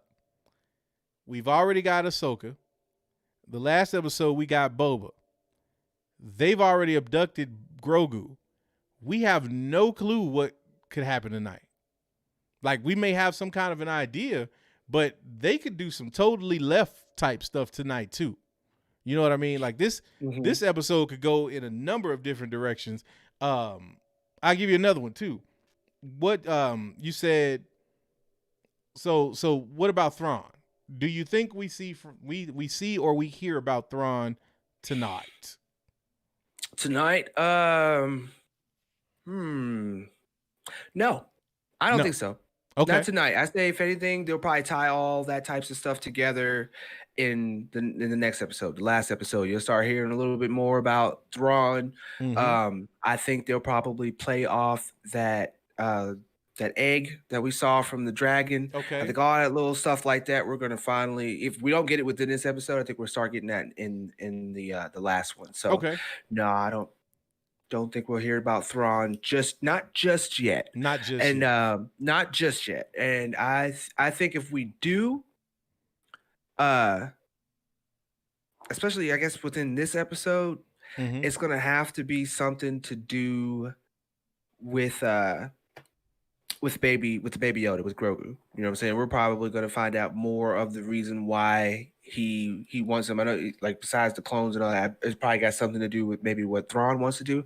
But I still agree with Josh. I think it's gonna be Thrawn is more of that Thanos level Disney Plus character for these shows. And they name dropped him when they name dropped him, because I think he's gonna have more to do in the Ahsoka show than he is with the Mando show. I think when we get the Ahsoka show and they start going into that about why she's looking for Thrawn and all that, we'll start seeing people from the Mandalorian cameo in the Ahsoka show. So you might get like the Mando coming to help her because she needed to get help to go get something because Thrawn's over there, or something to do with Thrawn. And we'll hear a heck of a lot more of him in that show. But I think it was Ahsoka's episode. It was her moment to shine, and it was their way of saying this is kind of what is driving her and what you're going to see in her show. And this is what's going on within the Mandalorian timeline and in tandem and all that stuff. I think it's got something more to do with her than it does with the Mandalorian show. Gotcha. It's just their way of spinning it as well. I got you.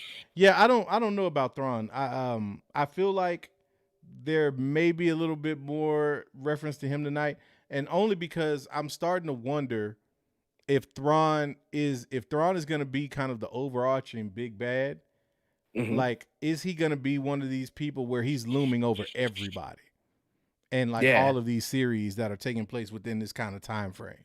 And so, but part of me doesn't want to see Thrawn at all yet, because I want them to give us an explanation on where the hell he's been, like, and how he just showed up back.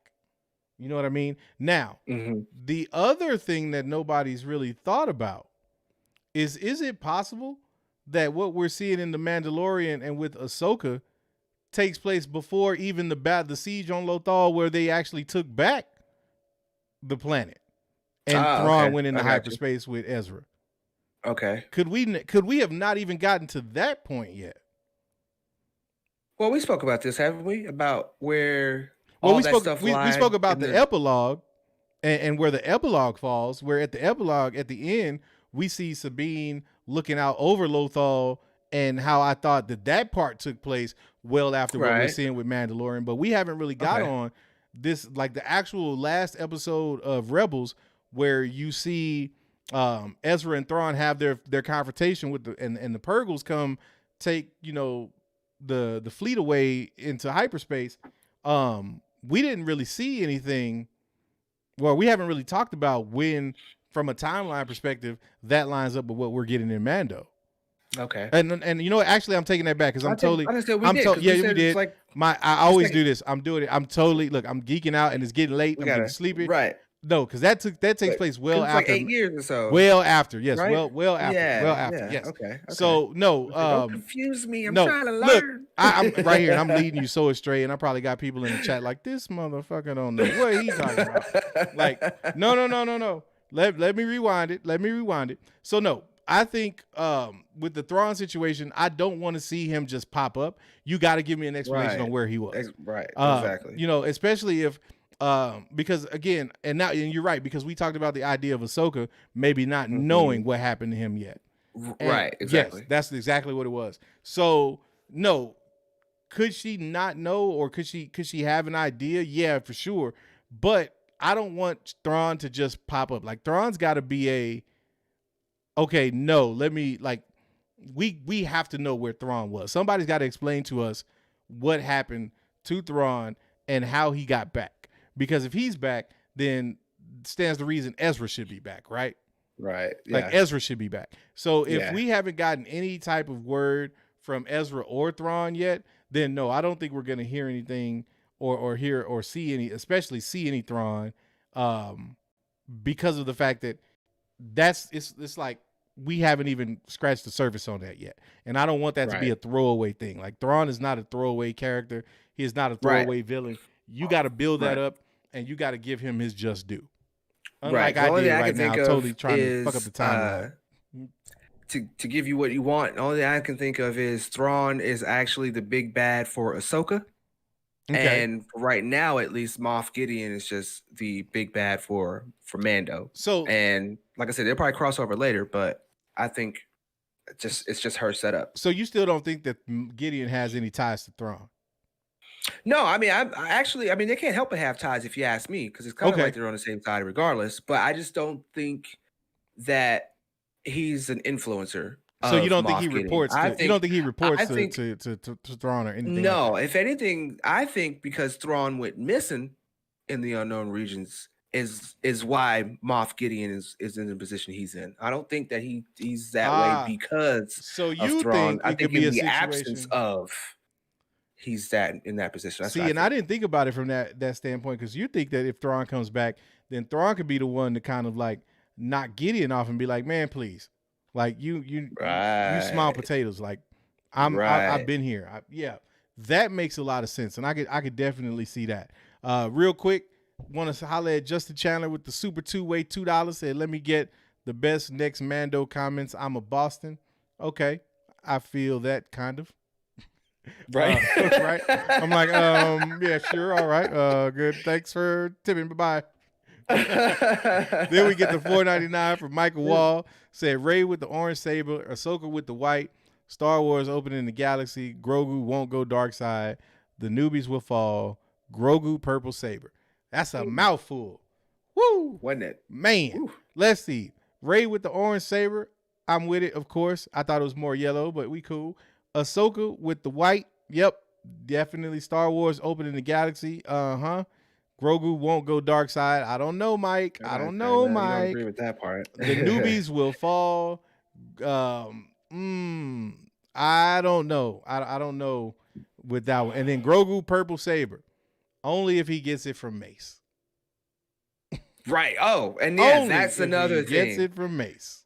I'm glad you said that because I almost we probably would have signed off and I'd have never did my point. I think that's another thing in this episode, or if not in this episode, at least by the last episode, the Jedi is going to show up, and I still think out of all of the speculation, out of all of the Jedis that's left, I think you're going to get Mace Windu. Yeah, I'm staying on that bandwagon. It's got to be. It's got to make sense. I think it's gonna be Luke. They may. But what I'm starting to wonder is, will that Tython thread even get tied up in Mandalorian? Right. Oh, so I think so too. So it's kind of hard to pin down with all of these what my mind's been speculating for on this forever. So they could do one of two things. They could go ahead, bust my man out, and resolve everything with Grogu and everything in this episode, right? And then tie everything up in the next one, or they space him out a bit. They break him out, we get some lore, and then in the next episode, they do whatever they're going to do to get Grogu back. Yeah, and because the episodes are short, so what I feel is going to happen with the fans is it's just going to be a quick payoff type deal. Okay. They're not going to be happy at the fact because the episode's not long enough or whatever the case. It's like 33 minutes or whatever. But I think at the end of it, they'll pay off the rest of that Tython thing. Okay. Either that or they just never pay off the Jedi thing. It was just a means to an end for the story. And yeah, no, I can't. They can't do that. I would hope not. Right. I would hope not. You can't. All this goodwill you done built up, Jon Favreau, or Dave Filoni. You want to talk about it going out the window? Don't give us an answer to this Tython Jedi shit. It's gonna be some problems. I think we will eventually get it, but the more I think about it, the more I start to think about the idea of this being something that we don't revisit for a while. Right. And the reason I say that is because it looks like from all intents and purposes, it's looking more and more like to me that Grogu's not going to get back with Mando before the end of this season. I just don't think so, man. Like, I just keep thinking about it, and I don't see, unless that Jedi, whoever it may be, unless that Jedi shows up in the final episode during like their confrontation with Gideon and tips the scales, I just don't see them getting him back. Because now that Gideon's got him, I don't see him being careless enough to let him fall through his fingers again. We ended the first season in that same way, and I just don't see it happening that way again. Well, okay. Well, I mean, okay, so the first season he didn't get him. He failed. Technically. That's what I'm saying. He went to go get him back, and he failed. Right. So at the this end of time that, they paid off. He got him. They paid off. But he's still the villain. He's still the villain of the story. Yeah. So and very much so, too much so. Not like I like villains or anything like that, but the villain doesn't get their day. You know what I'm saying? They get close. They get it in their hands, and they're like, but you can't foil. And it gets yoink. Yeah, but this is like that to me is like too Looney Tune, man. You can't just keep foiling the villain every season. Like you've got to give him. But they've done it through history so much. Yeah, but like, the most overdone thing. Yes, but we've also seen that this is also coming from the same overarching studio who gave us a movie where the bad guy won at the end. Now, ultimately, he lost. Well, for a minute, again. So but, I'm saying, right now, this is the end game. Okay, but that's what I'm saying. If they did, if that's the case, Infinity War. If that's the case, then I reserve my right to rescore this last episode. That's why I kind of went from 8 and down instead of going 8 because and up. If this last episode was the quote unquote in game moment for season 2, I'm not with that, because then it's like, okay, So essentially, you're just gonna keep drawing this out every season to where Grogu's in peril and we got to go get him. Like that's just not. I don't see that being sustainable. I think if the things for me that makes the most sense would be they try all that they can, and either Gideon gets off with Grogu even still, or Thrawn is somehow introduced and he makes off with Grogu. But in either one of those cases, what that basically leads us into season 3 is the adventures of Din Djarin, Boba Fett, and Fennec Shand, and their hunt for Grogu. Like their chase for him. And it may not be the entire season. They may get him back relatively quickly. But the thing that I just keep, unless the only way that I can see them getting him back, let's just say in this season, is if Tython is going to come back into play at the end of the season, and that's going to be our Jedi reveal. Right. I was about to say, to me, I feel like Gideon is going to have a conclusion this season. That doesn't mean that they're going to kill him. I don't know if they're like they'll nix him. I feel a strong foreshadow for how they ended the first one. But the reason why I don't think they will, unless we see Bo-Katan pop up in this or next episode, if we don't see her, then no, they won't kill him because they have to pay off the Darksaber thing. But if we do, I think Moff Gideon is going to have a heavy conclusion. They're going to pay off the Jedi thing toward the end, and then season 3 more or less is going to be. I still agree with you with the Boba Fett, Fennec, and the Djarin show, but for a completely different reason. And it's going to be more. It's still more about getting info on Grogu. I think it's going to be more about what happened to him and within this timeline, this time period, as to why we don't see him in the sequel trilogy. Yeah. That's right. I don't think they're going to kill him off. They're making too much money, my man, right now. Just real life standpoint, nah, he can't die. That's what I'm saying. So it's just like there's the end of this season has to be a WTF moment. Yeah, like you've got to hit us off with the end of this season being something so crazy that like we didn't see it coming. And there's so many different directions you could go with that. But with Grogu being the focus of the show, unless they're going to do something drastic, like you said, like which they probably won't do, like kill him off or something like that, then I just don't see how you get people coming back over and over. Like even season 3, because again, so Boba's whole charge is that he's supposed to be with Mando until Grogu is safe and back in his care, right? So if that essentially means then that if they get him back, then it's a wrap for Boba and Mando by the end of this season. So that means they hung out for all of 2 episodes. Pretty much. And then that also would mean that Din Djarin is going to have to get a new Razor Crest before the end of the season. I could see that with Grief Karga. I figure Grief Karga probably hook him up. Somebody in that realm go hook him up. So then that would have to happen, I would think, in this episode. Because the last episode is going to be too much about what the main focus is. I really don't think we're going to see that happen in this season. I really don't. And I could be totally wrong, and it's not something that I would put money on because I really am not certain.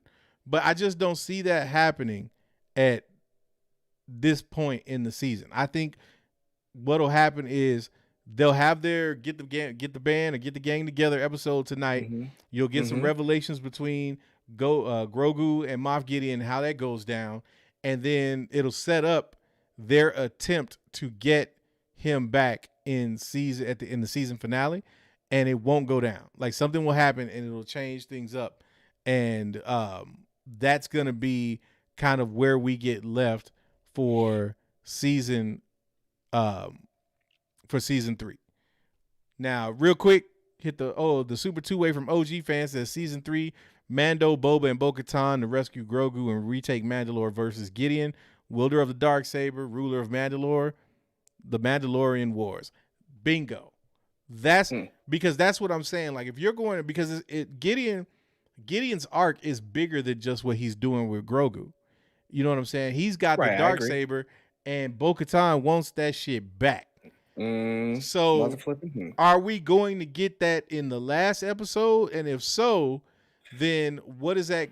And that, now here's the thing that I could see is Grogu, them getting Grogu back. I'm sorry, not getting Grogu back, but them getting the Darksaber, but Grogu still eluding them. I could totally see something like that. You know what I mean? Okay. Where they give you kind of, they meet you halfway. I can see something like that.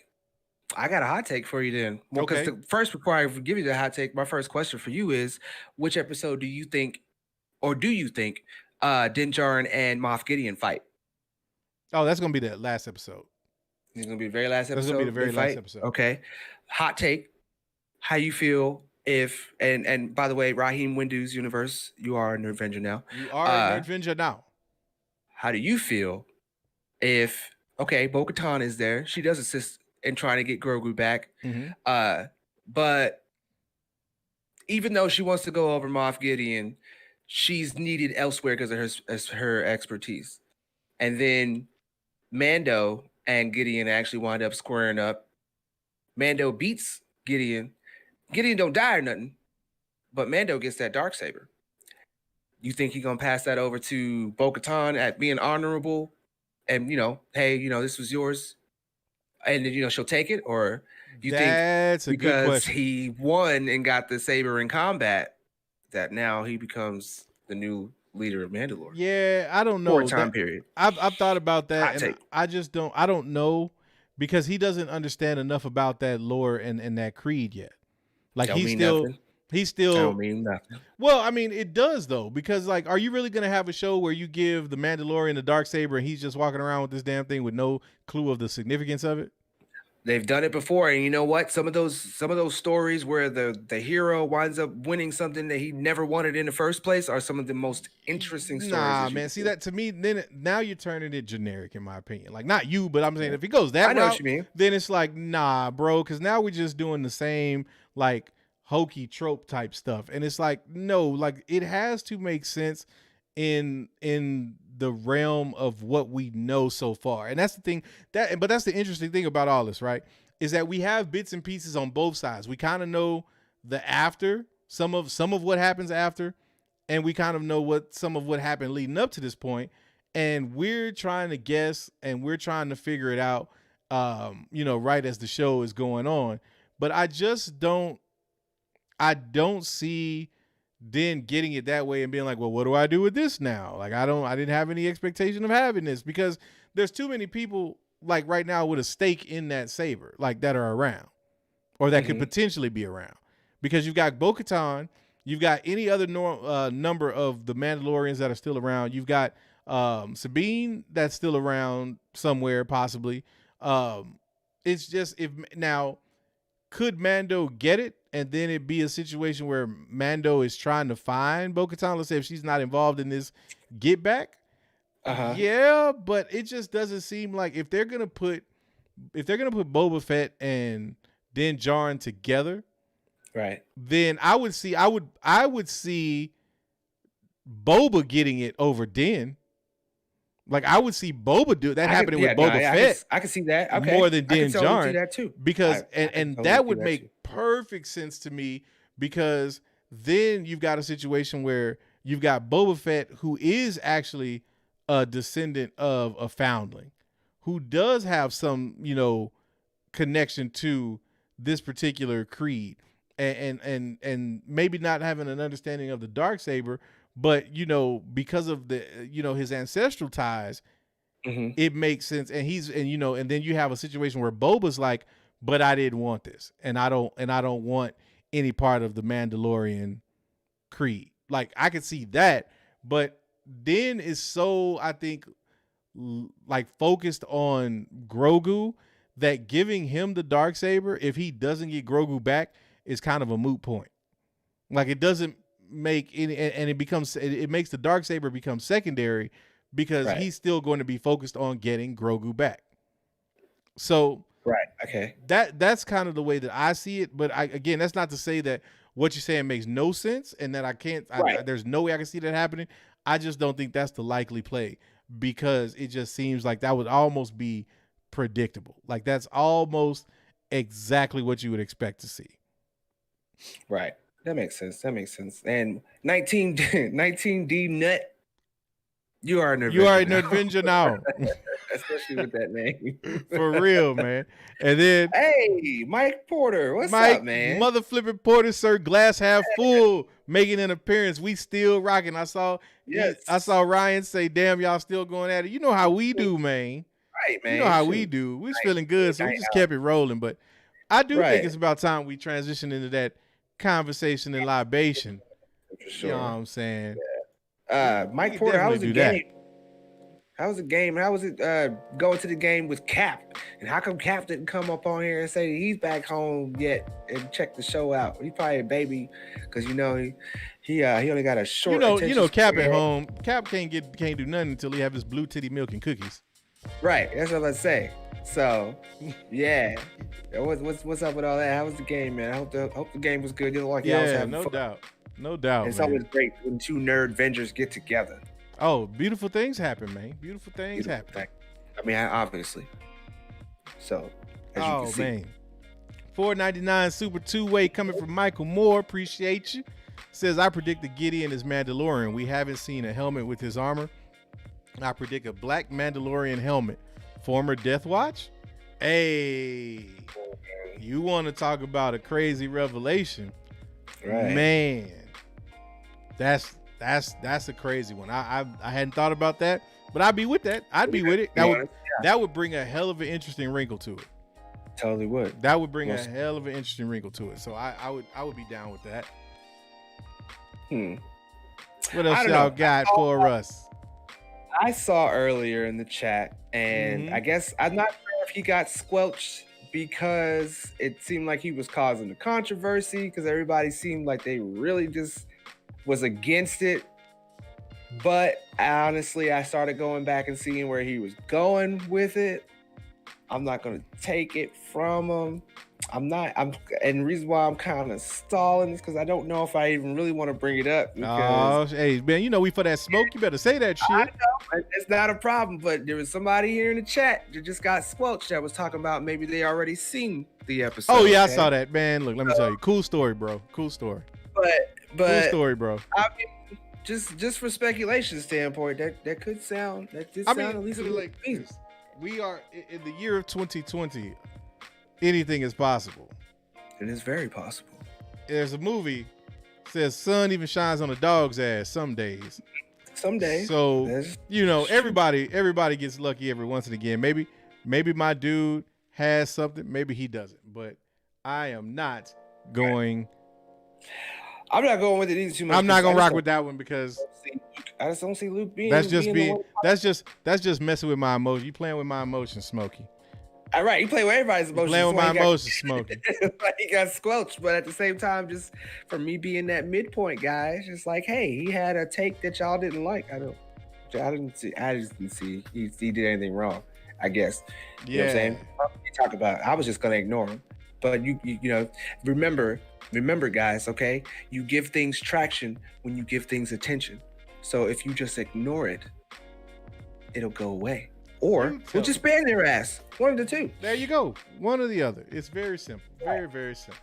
Very simple. So, next in the future, somebody comes through here with some conversation you just don't like, just ignore them. Word. Then they'll start spamming, and then they'll piss us off, and then we're just going to kick them out after that. You know what I'm saying? But I don't know. I like seeing controversy. Shit. No doubt. But yeah, man. Well, let's put some popcorn in the microwave, man, because Lando's gonna be on 4 hours anyway. So we saved it to the end of the show, and we'd be remiss if we didn't pay respect real quick one time. Wallace, if you will. Yes. We do want to say rest in peace to Tommy Tiny Lister Jr., aka Debo, aka Zeus.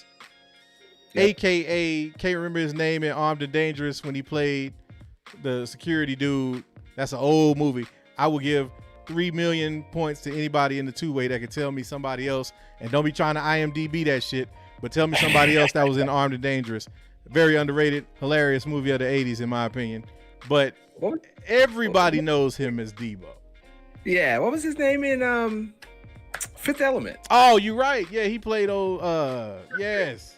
He was totally the president of the Earth. President, yes. I can't remember what his name was though. I totally remember that. Yeah, man. Like, that's the sad one, man.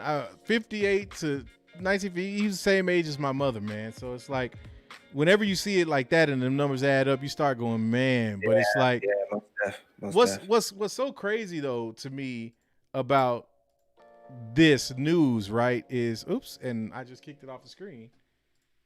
Or was that Wallace? I don't know who that was, but it don't matter. What's crazy about this kind of news is you start to reflect about just how people impact others over time. You know what I'm saying? Yeah. And the thing about Tiny Lister, man, is this dude he'd been around for a minute before Friday. You know what I'm saying? Like, he had been, he's actor, wrestler, whole nine. Like, he was getting it in. And then he does this one role in this movie, and almost you would consider it in some ways a throwaway role when he probably read it. You know what I'm saying? It was like, yo, you're gonna be the villain in this hood movie that Ice Cube is putting together. Okay, cool. And you just don't realize how big that is going to be, and how many people are going to but identify you as that person going forward. Like, that man essentially became Debo, bruh. Like, forever. He was no longer Tiny Nothing. He was Debo. And so, from that standpoint, man, rest in peace, Tiny Lister. Thank you for the memories, the laughter, man. I still remember. Yes, I remember you as Zeus in No Holds Barred, when you and Hogan you had the big Z on your side of your head, man. That's my childhood right there, all up in the fields, man. So one time for Tiny Lister, man. Rest in peace, brother. And how I would say how religious he was. Oh yeah, like, I saw it. It was scaring the white people. Yeah, I had a video. It was a video that I saw on the YouTubes. You can find it, where I guess he went to Chris Rock's church or vice versa. Not Chris Rock, Chris Tucker. And they basically did a Smokey and Debo skit in service. Like, it was clean, but like he literally got up there and was like in character with Chris Tucker. And this was recent. Like, this was, I want to say maybe in the last 5 years or so, or something like that. But it was just interesting, man. Like, just to see, how the man was. You know what I'm saying? That's the interesting thing for me. So again, rest in peace to Tiny Lister, man. Rest in peace for sure. Yeah, man, that's what's up. But he lived a good one, man. I mean, you just, like you said, give people their roses when they're alive, man. Don't wait until something tragic happens and to tell people that matter to you what they mean. You know what I'm saying? And on that note, I will say that I am thankful for you, the Nerd Venger community, for giving us a platform, for sitting up here and listening to us for what we on 3 hours now, bro. Hey man, we went longer. Yeah, we've gone longer. We have definitely gone longer, but yeah, we appreciate y'all, man, because I mean, y'all are the reason we up here. Y'all the reason we out here in the middle of nowhere. So right, and I appreciate all y'all for geeking out with me on the Marvel, because I haven't got to geek out on anything other than Star Wars. You've been on a drought, bro. Look, this is why I'm trying to bring you over here to this dark side, man. You got to take in some of this joy with me, man. This is beautiful. It's beautiful, man, what we got. So I thank you all for coming in and geeking out with me, because I've been on a Marvel diet all year. I haven't had nothing. So thank you. Now, especially all of y'all still here hanging out. Yeah. And ready for Mando and all that stuff. Oh, now Cap wants to try to sneak all up in here and talk about get your light skin. What up, Cap, man? I mean, what's going on, Cap? How you doing, man? How you doing? Yeah. What's up, Cap? What's up? You have fun at the game, Cap? Did Mike hit you up talking about, hey, they talking shit about you all after dark? Yeah, you know what it was. Like, you better get out here. They talking about you again, man. Right, they talking about you. Yeah, they're not being short about it either. You say I'm not that light. Yeah. Not that light. And I'm only two shakes past skinny. Man, I heard his nickname was Bud because he's so light. Yeah, man. That's what I heard. I'm trying to tell you, man. I I'm don't know. call him Miller, but I'm Miller because I'm part of a genuine draft. Ah, there you go. There you go. Do. So, shoot. Well, all I know is for sure, I am excited to see, as always, where this episode is going to take us, what speculation we're going to come out of it after we get more confirmation. And I always love when we watch it and we both right. Yes, You know that's what I'm the saying? best. That's what That's the absolute best. enjoy. That's the absolute best. So real quick before we jump out of here, one more time in the two-way. Let's see those lightsabers, man. Who ready for that Mando? Who's gonna be lightsabers if you're ready for it? Yoda's if you're gonna be in here on the watch party with your boy. If you're gonna be in here with us with Josh, with the homie Lavis, if you're gonna be there, I know you got a nerve binge, but I'm sure you'll be checking in, seeing what's goody. So yeah, let's see, man. Let's see. My tablet and my phone. I'm gonna be There you go. there you go. I'm gonna be watching on one, chatting on one, working on the other. There go them Yodas. Right, there we go. There you go. Daniel Salazar, I see you say, boy, what the fuck? This shit's lit. Man, look, let me let you know what it is, man. It's After Dark. Dinner Nerds Live. It's your homeboy Al, it's your homeboy Lavis. We somewhere out here in deep space transmitting for the broke Vengers and nerd Vengers alike. We do it every week and on Saturdays too. If you don't know, now you know. Feel what you're saying, man. Yes, Yeah. And again, make sure we appreciate you stopping through. Make sure you hit that like button on your way out, though. You know we gotta let them people know we out here, man. We gotta let them know. Right. And be sure to hit us up if you like. If you're still a broke Venger or a frugal Venger and you're thinking about making that jump to the nerd Vengers, now's not. You couldn't have found a better time, man. Now is the time. Come one, come all. Hit us up on the Discord. Do that too. Be sure you come back in the morning. Check out Josh. Well, actually, no, it won't be a live stream tomorrow morning. Josh's gonna be getting his Z's on because it's that. I keep forgetting it's Mando Thursday, man. Right. So, yeah. So he'll be on at 5, right? He's typically going at 5. Mm-hmm. Right after. Yeah. Right after. So, yeah, right after. Yep. So, make sure you're up in there, man. Yeah, shoot, I'm gonna be up in there. I don't care. It's whatever. I said earlier, I might be knocked out. I can't. Especially to coming on here and doing this. Oh yeah. There's no way that I can miss this. Yeah. Afterward, you know what I'm saying? Because I want to know if we right. And no, what we no got doubt. Right. You always got to find that out right off the rip, right? Exactly. Got to find out right away. Exactly.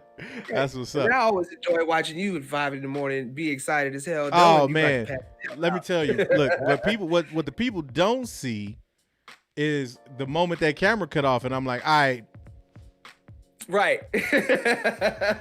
Sometimes I don't even get out the chair. I wake up in the morning. Right, I gotta go. I got that baby drool all on my chin, like waking up like stuck to my shirt.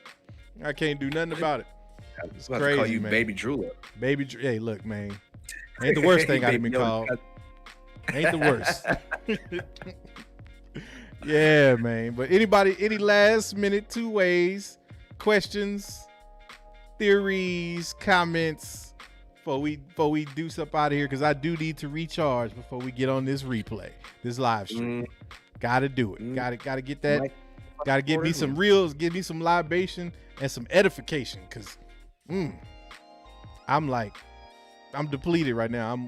How does the song say? Running on empty. Man, look, my old heads. I know that one probably got Mike Porter like, fuck yeah, man. Like, how you know about that, Al? Well, what you know about that, young blood? What you know about that right there? Right. Definitely. Yeah, man. I see Tim Turner said that Josh christened him the chosen one. Tim Turner, did you wish for that? Right beside the milkshake. There you go. Chocolate cake. And to Mega Arbuck, why not both? Why not both? Right. But yeah, man. That's what I think every time somebody does that. Why not both? Word. Man. Oh, OG. Yeah. After Dark.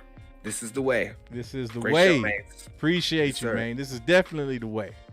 Definitely we have the spoken. way. Man, look, see, Gregory Sterner, I see you, Jackson Brown. That's what I'm talking about. Somebody out here feel what I'm saying in this church of nerds tonight. Yes. Look, man, this is what I'm talking about. Look, y'all don't understand, but it makes me feel very good inside when y'all get the references, man. When cats get references, I'm like, y'all paying attention. It's kind of like anybody that been to a black church know what it's like when the pastor's up there and he try to say something to see who paying attention. Somebody catch it and he's like, to the gentleman in the back, thank you. It's like, come on, man. Like, he be serious with it, right? They just want to make sure you paying attention. I ain't mad because you got to get that knowledge, man. Whatever kind of knowledge it is you seek it and you shall find it. And I'm loving seeing all these red ends up in here. All you. Oh yes, man. Charles Revert says his first after dark. You guys rock. Thank you very much. Yeah. And and I'm pretty sure we're gonna see you again next week. Same to you, Raheem Windu. Mm-hmm. Appreciate all these nice new nerd ventures. Justin Chandler coming in with the last minute dollar for your holla. Super two-way. I appreciate it, man. Right. Now, like I said, I know you ain't gonna catch the sequel. You ain't gonna catch the last one, so like we always say, especially to you, Justin Chandler. You ain't got to go home, but you got to get the hell up out of here. Yeah. Wallace, do me a favor, brother. Cut that music, Wallace. Look at you. You don't sing in sync with me, man. Wallace, can you do me a solid? I need you to help us ride out on the same thing we rode in on that official, like we ain't here to BS type. You know what I'm saying? Right. That's what I want. There you go, Wallace. There we go. Good job. Finally. And on that note, we will catch you in the next episode. Hey. Oh man. What a stream. What a stream. Oh. Look, now Wallace thinking that it's over now. Like you chopping up. Wallace, we still need a little bit of signal, man. You know how this works, Wallace. Wallace, come on, man. Every night we don't just cut off right away. You know this. Right. Did you get the signal back, Wallace? Look, you can play PS5 in a minute, man. Don't be hogging up all the bandwidth because you trying to get like to the next level on your My Player, bro. Right, dude. Jesus, man. Did he bring the PS5 with him? You know he always bring the damn PS5 with him. I don't even know how you get a signal this far out here. Jesus, man. He got you sounding like Johnny Five meets T-Pain out here. This is crazy. Don't make no damn sense. This don't make no sense, man. What's going on, man? See, this is. Oh my goodness. What is this? I'm T-Pain. You know me. Hang with Johnny Five, boy. Ooh wee. Wallace, get it together, man. What's going on? You killing me, Wallace. Oh my God. Listen to this. We ain't trying to make a mixtape out here, man. What the hell is going on? Look, man, look. See, Wallace, if people didn't know any better, they would swear to God